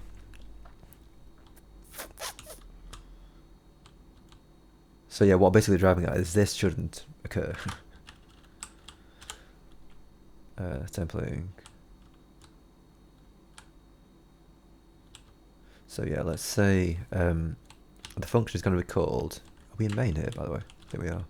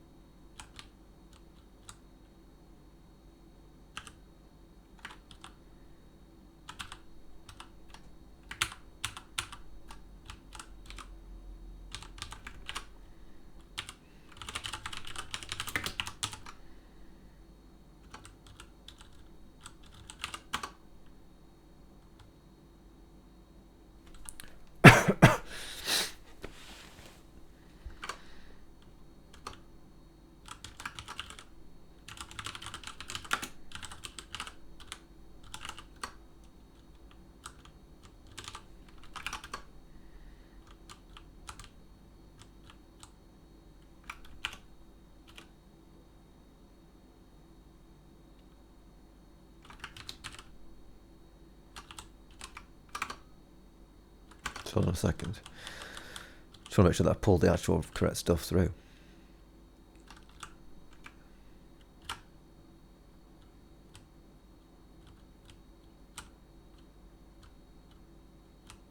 Oh, it's the if current project.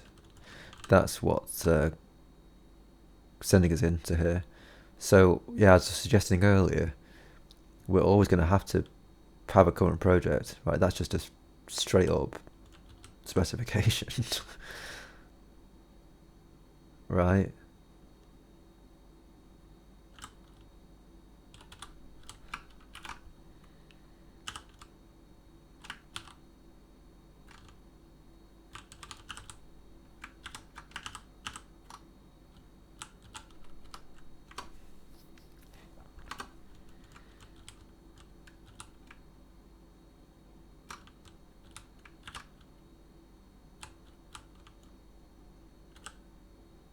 Right, so that hasn't taken it. It hasn't brought any rogue scopes into this thing.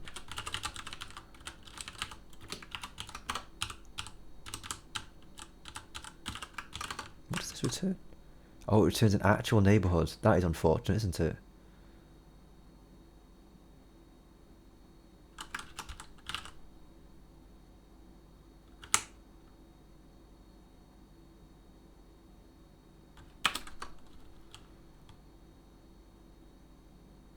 Well, is it?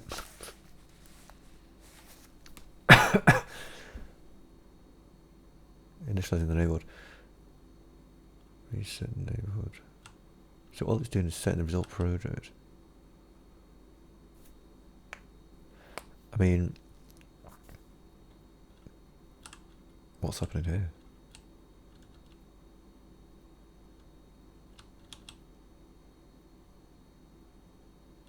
So that's taking current projects.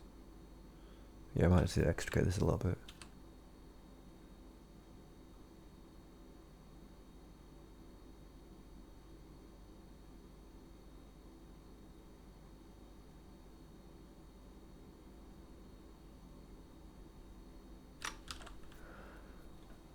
Yeah, I don't think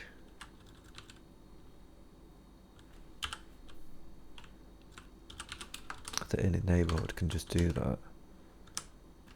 I don't think it can operate in that way, I don't think.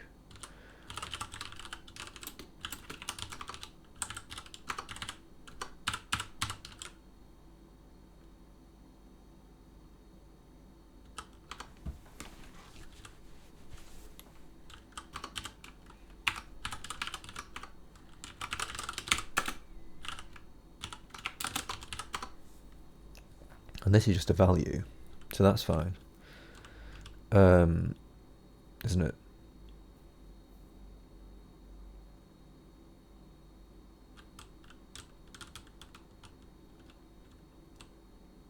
Well, it's a pointer actually, isn't it?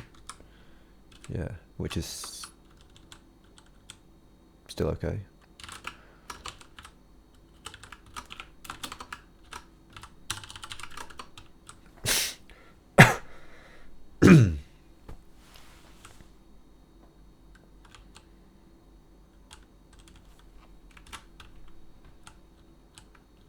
Oh, returning the result. We just don't return the result. Yeah, I think that's just what happens.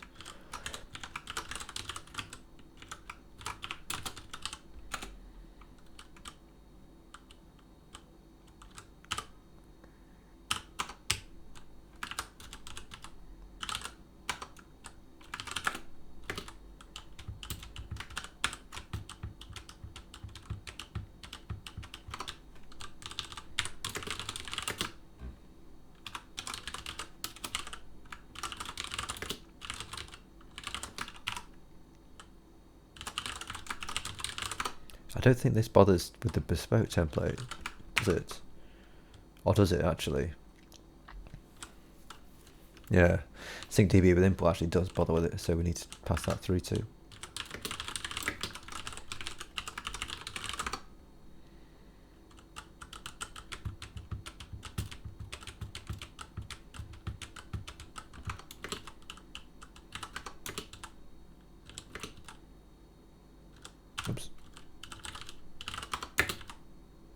Collation buffers, it needs to take 2, does it?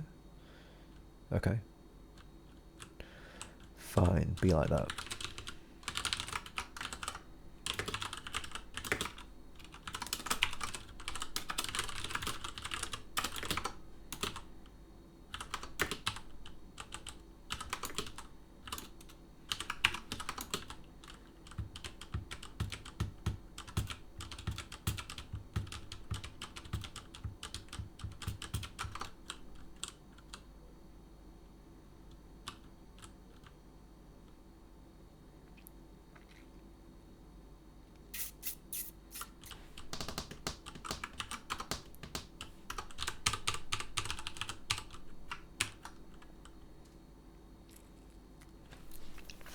Yeah, we need to figure out a way to stay away beyond invalid template. So that's been there for years. So what happens if it's an invalid template?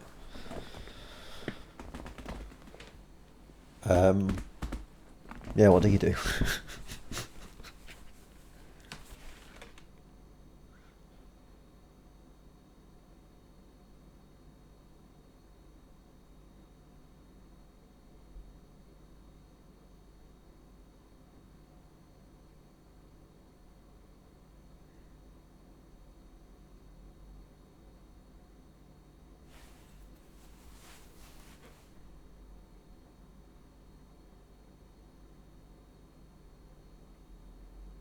Because you can't really pass them through to this dude. Should we just exit? Just for now? And then we can think about how we actually want to handle it.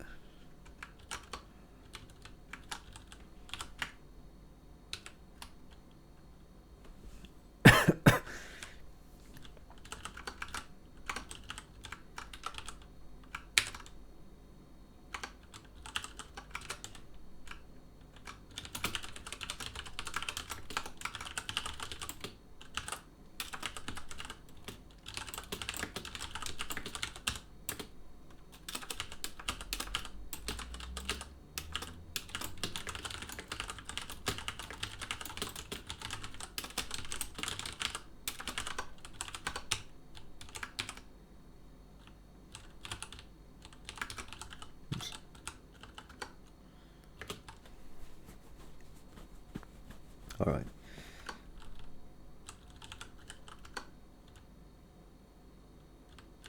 So there's our stuff going through. We're going to die if the template's bogus. I mean, strictly speaking, we don't need to free, by the way, because it will get freed by Linux. But essentially, now that we've done that, it's basically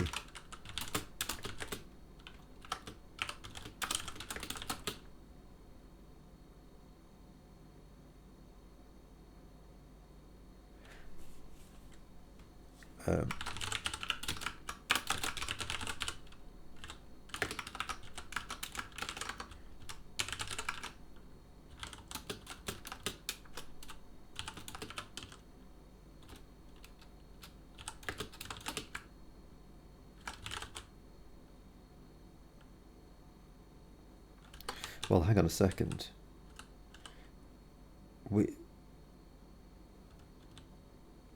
Oh, hang on. We need to be able to do this recursively.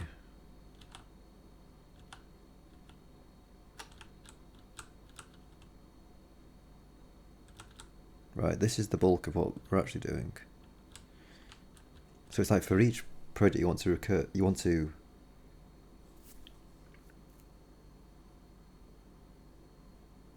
I think we want to make this take a project.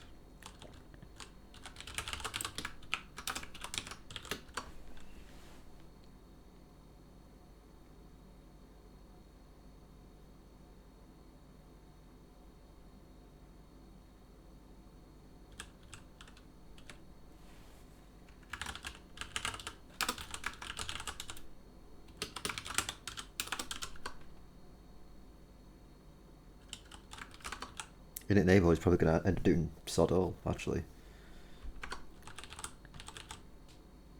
Current project is equal to P. And I think at the end of this, you actually then want to say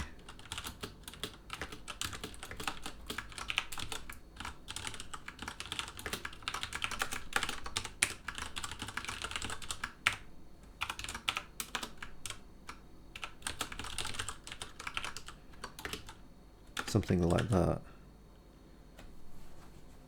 Yeah, with all the functions. Arguments.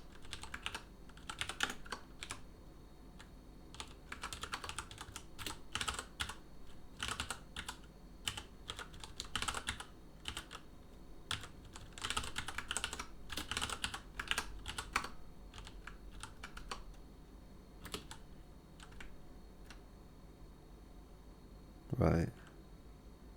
So you do that for all the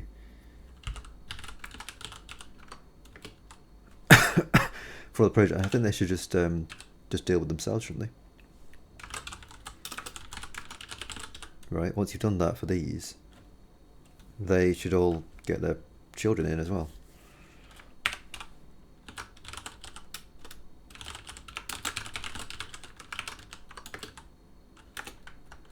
Yeah, and all that crap. It's all this, isn't it? It's the same stuff as this guy.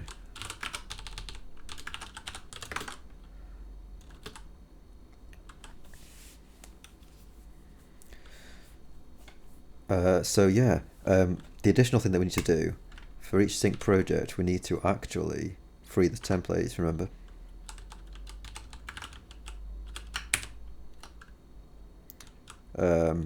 And after looping through these guys, we need to initialize the template of the new guy, of the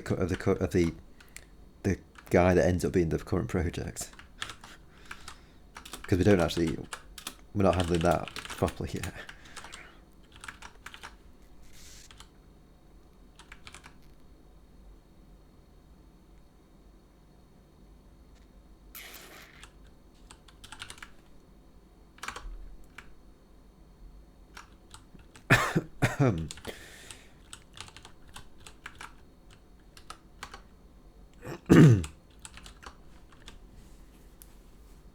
So you do all the stuff. So you come into a project, you initialize it. Is its template being initialized? Yeah. So you come into a project, you print its version. I mean, frankly, that doesn't need to happen there, does it? What does that do? Print Cinera, but yeah, that doesn't need to happen there at all.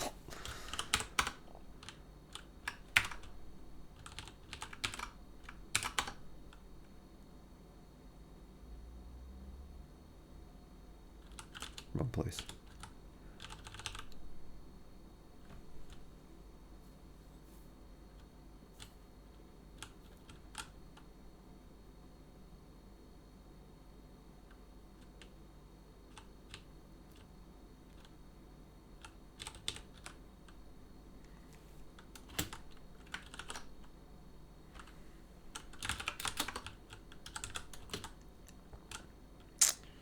So you come into the function in the neighborhood, which I'm not exactly sure.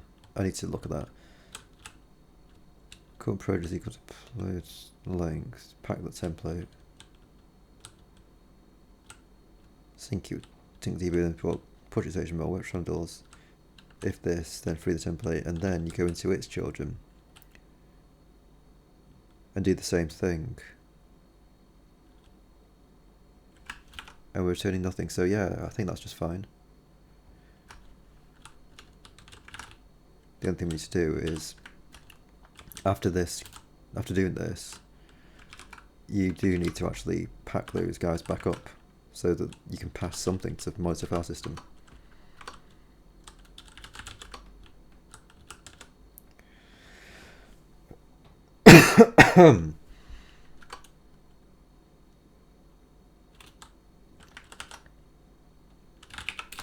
Alright then.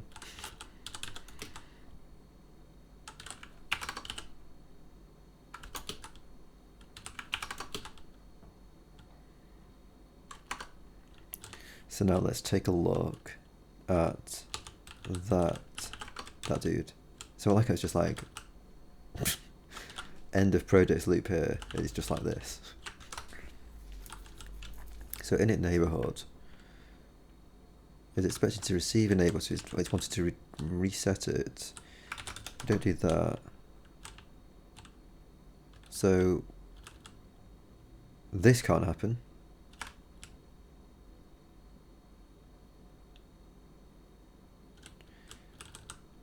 The end project is going to be set. The local project, the current project index, right? That's going to be set. If we couldn't look at the project in DB, then that.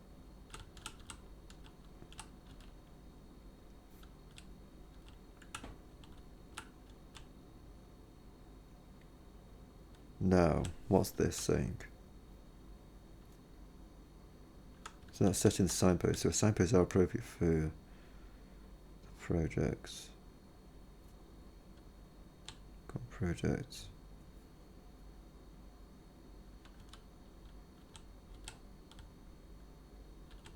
We read file into buffer.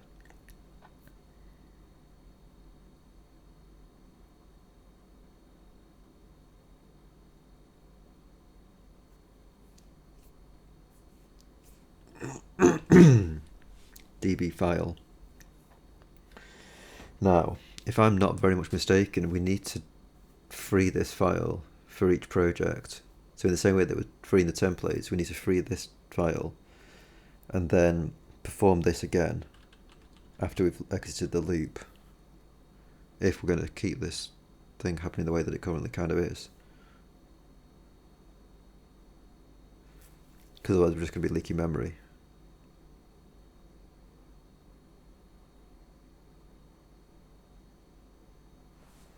So let's do that.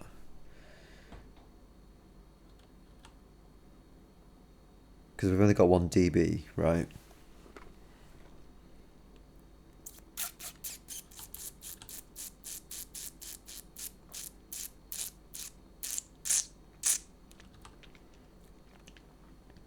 Strictly speaking, this doesn't need to happen every time.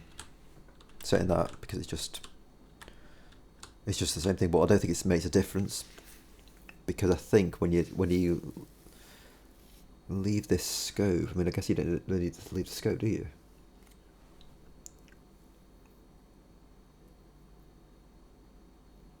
Probably doesn't make any difference. But what certainly does make a difference is having that file in memory. So let's free it and just pull out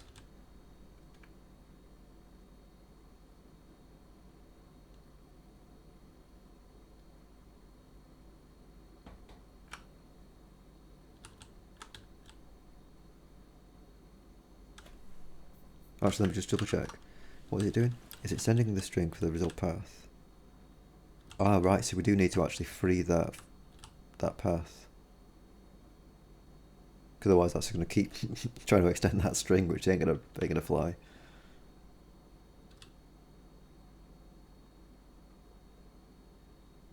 Okay.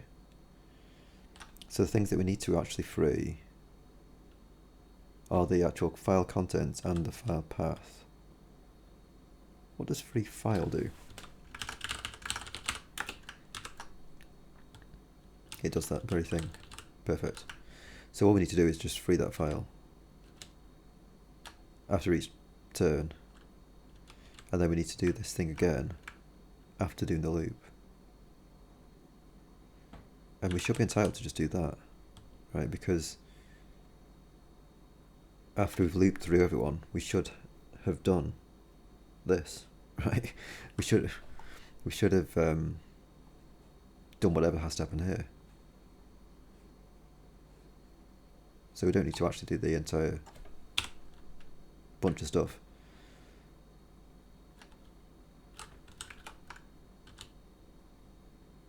So yeah, init neighborhood happens after doing all of this garbage. We do that. We free the file for the DB file,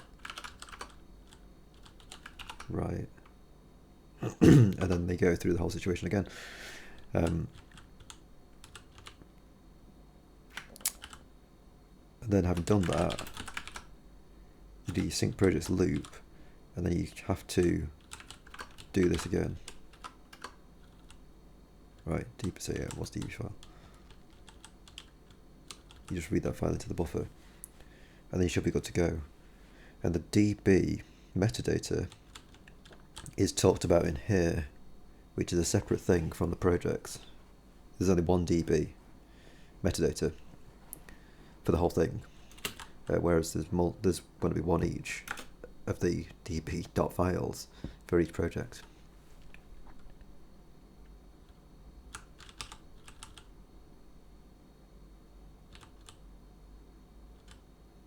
So yeah, unless I'm very much mistaken, this should just be working, shouldn't it?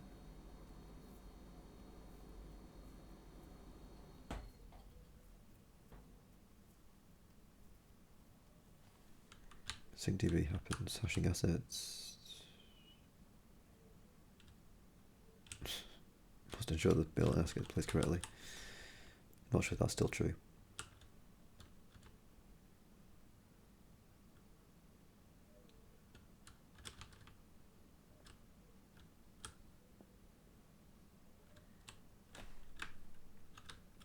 Just wondering where this this printout gets called.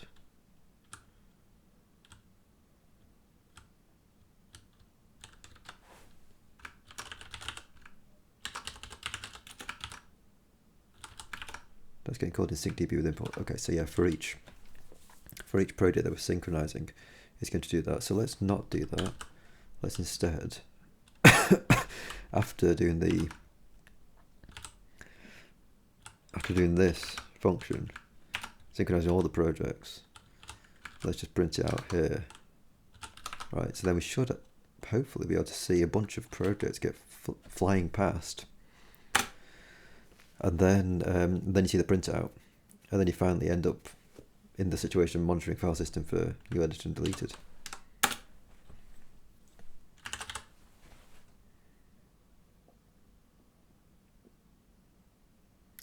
We're not getting the monitoring thingy printout, are we? Where's that gone? That is part of that. That's unfortunate. Ah, and that had a bunch of nice notes there.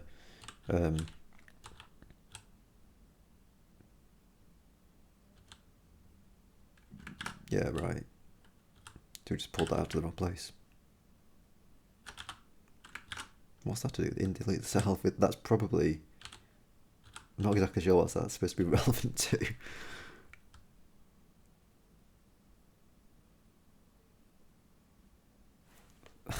Don't know.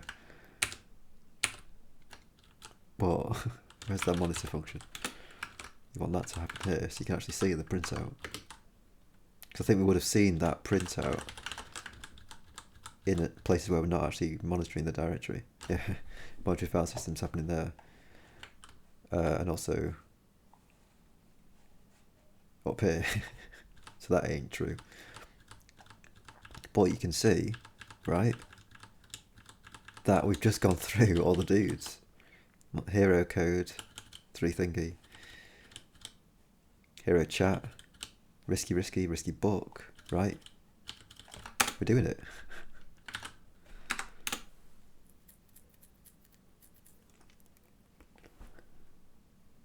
Monitoring fast and vanilla deletes, and we're verifying and it's all bang on, which is pretty sexy. Jane Eyre. Oh, we're also processing Jane Eyre, are we? Fine. Packing templates. Templates are per project, I think. Let's just do an optimized build. Just be interested to see what the usage of these stuff is, because this is misleading. I don't think we're leaking, but we might be.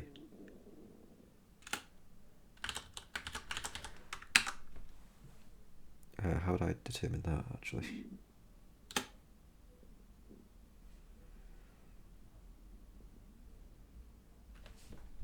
So yeah, I mean, we're not showing up.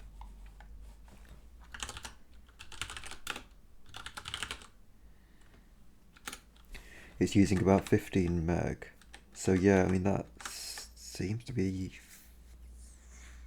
Yeah, I'm not really sure actually.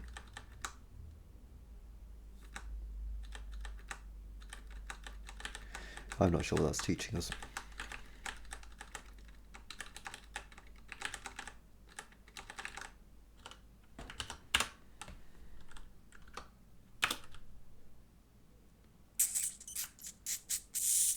What are we supposed to be looking at now? We're supposed to be looking at. Was Jane Eyre the final one? Yeah. That's unfortunate because there's no annotations for Jane Eyre.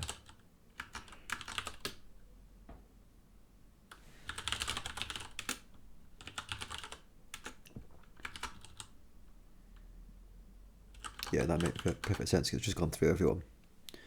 And also notable from this is that we're actually going through all the loops, all the projects. I guess what could be instructive could be to remove this directory, remove the DB,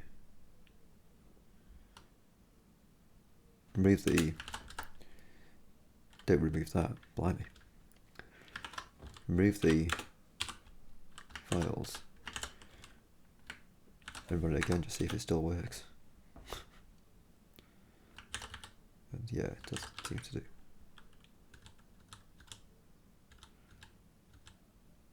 So it's appended. Oh yeah, we had this error, didn't we? We haven't looked at. How long have we been going for? We've been going for 2 hours and 16.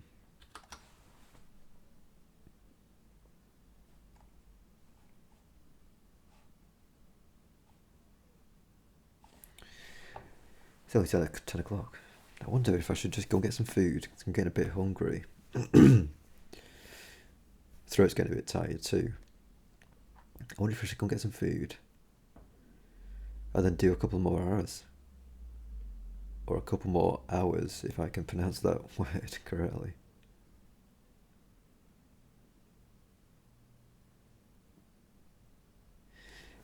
Test this stuff a little bit. See, like,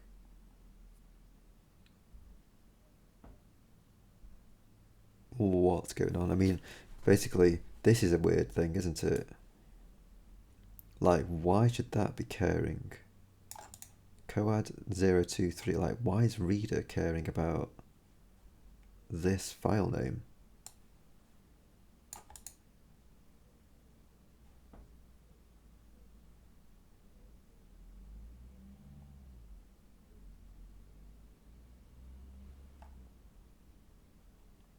Like, where's he getting that from? Book reader coad 023 index. It just seems a bit bogus to me.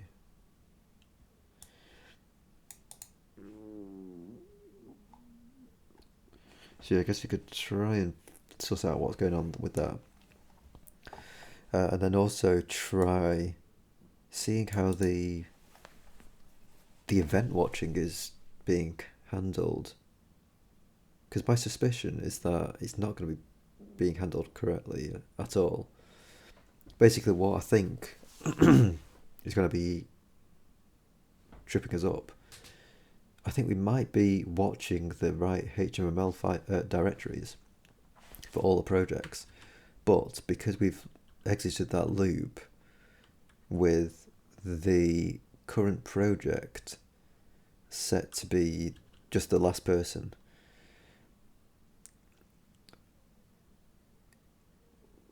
like, it's just not going to be generating the right stuff, because it doesn't know. Like, if we were to change a HTML file for the hero code project, it doesn't know how to set that current project to be hero code, if you know what I mean. So I suppose that's certainly broken. But I wonder if just changing something for the final project that's set as the current project, I wonder if that works.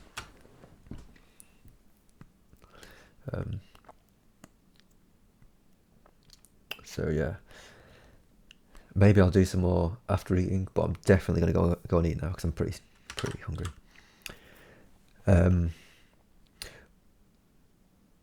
What have I missed? Need some more time for implementing stuff on the game. No worries. Blimey. Take all the time you need. It looks like read is pretty weird. Let's have a look. Go to line.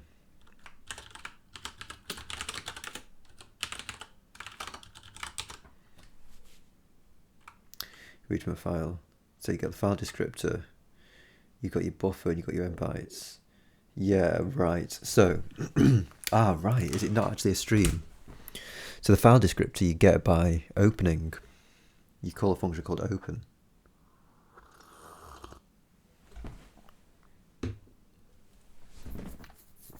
You give it fixed buffer, it keeps reading and reading until the end of the buffer is reached, and you give it a return. Is that how it works?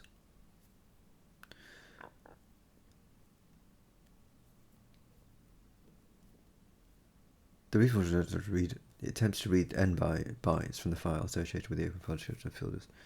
Interval built to multiple reasons.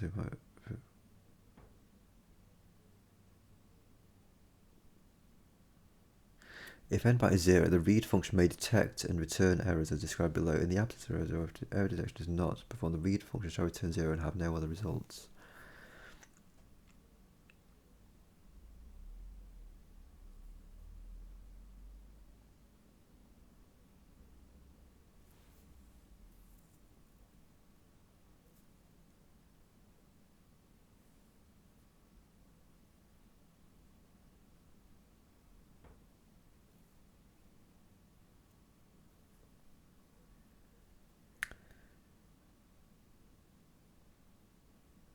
What happens if you pass 0 again? If you pass 0, how does it know where it's going to stop?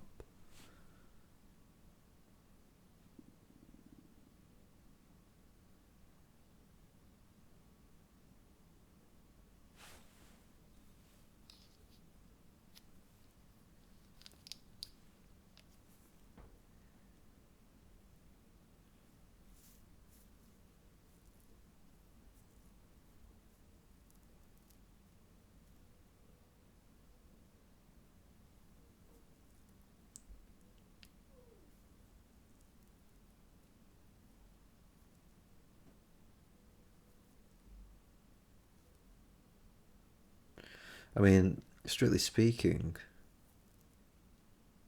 that buffer doesn't need to be fixed, right? You could do like a while read and then each time through just reallocate the buffer, couldn't you? By the size that you've read. So the file descriptor is going to remain the same. You're always reading from the same file descriptor.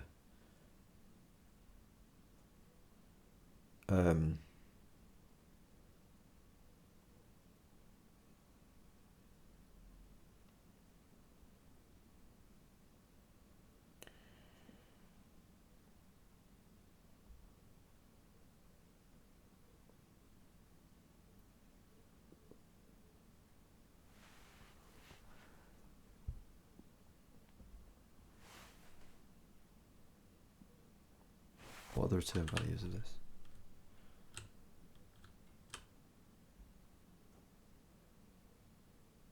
Upon successful introduction, a non-negative number indicates the number of bytes actually read.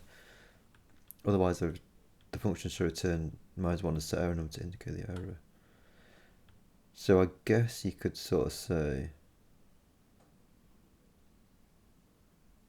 if you did like 1 byte size array, please, you don't see a way to flush it. Okay.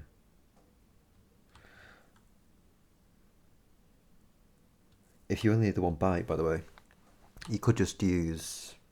Oh, it's right. So you wanted to use read. I see. Yeah, as opposed to the fget car, or whatever it was, get C.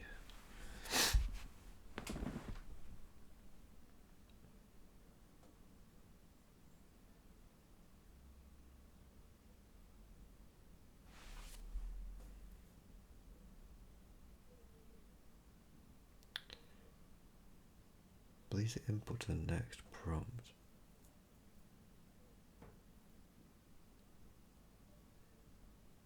So you've got your prompts, you've got your writing, so you're writing stuff on your prompts. That is going through standard in. So you're reading from standard in.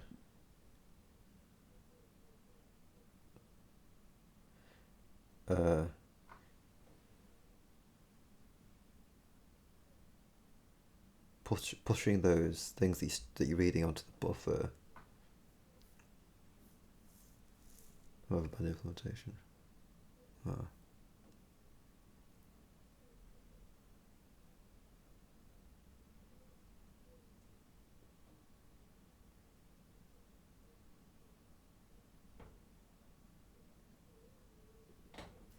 So you read, yeah, so you hit the key.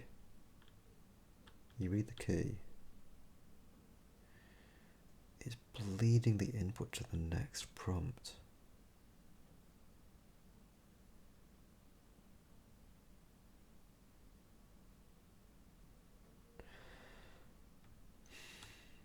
Yeah, I'm not sure I've got really got any insights into this. It's ages since I've done anything to do with input.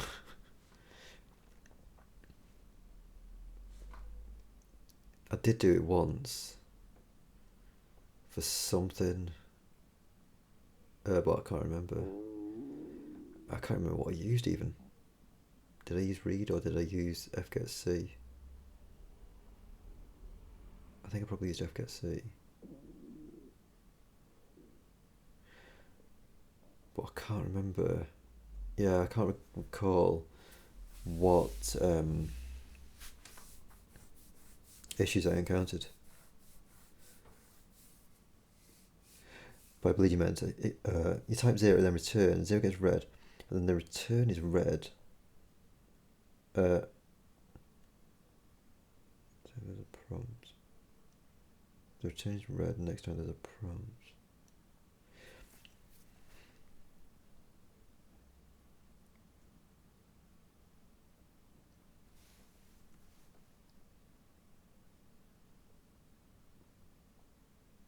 Oh, so you sort of, you end up kind of duplicating the stuff, is that right?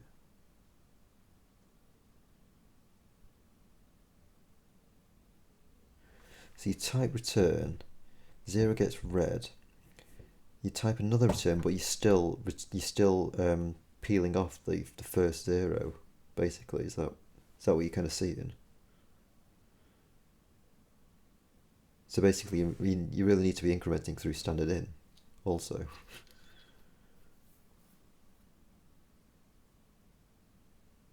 Is that true? And can you do that? 'Cause I guess, yeah, standard in is just a stream. So as you peel stuff off it, doesn't this say that it sets it kind of moves the thing across?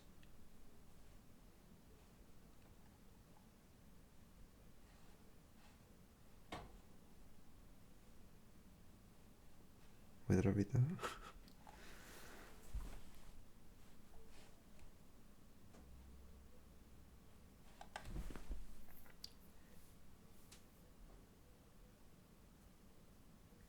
Yeah, I think I can see what you're saying. 0 return. You inserted 0. Prompt, you didn't type anything. You inserted.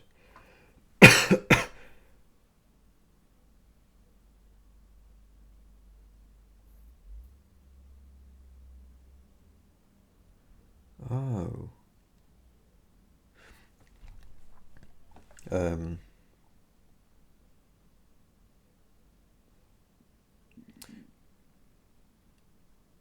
So yeah, if I'm understanding this right, you're saying that you're getting you inserted printing out too many times.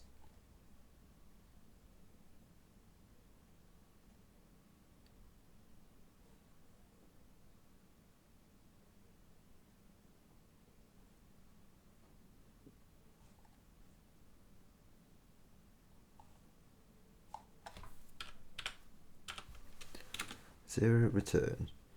Rather than this, you would be seeing you inserted 0 exclamation point. You are presented with a new prompt,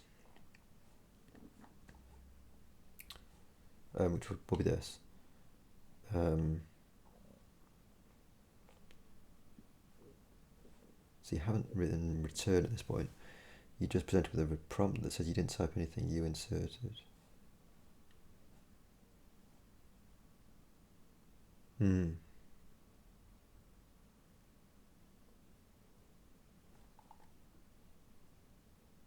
Yeah.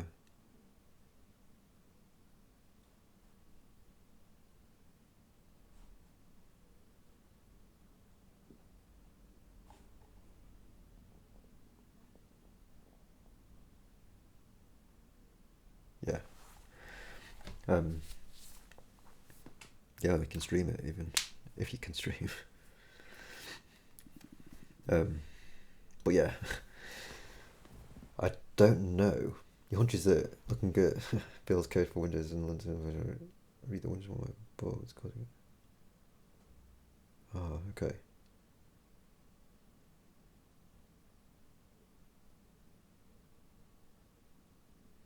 Interesting.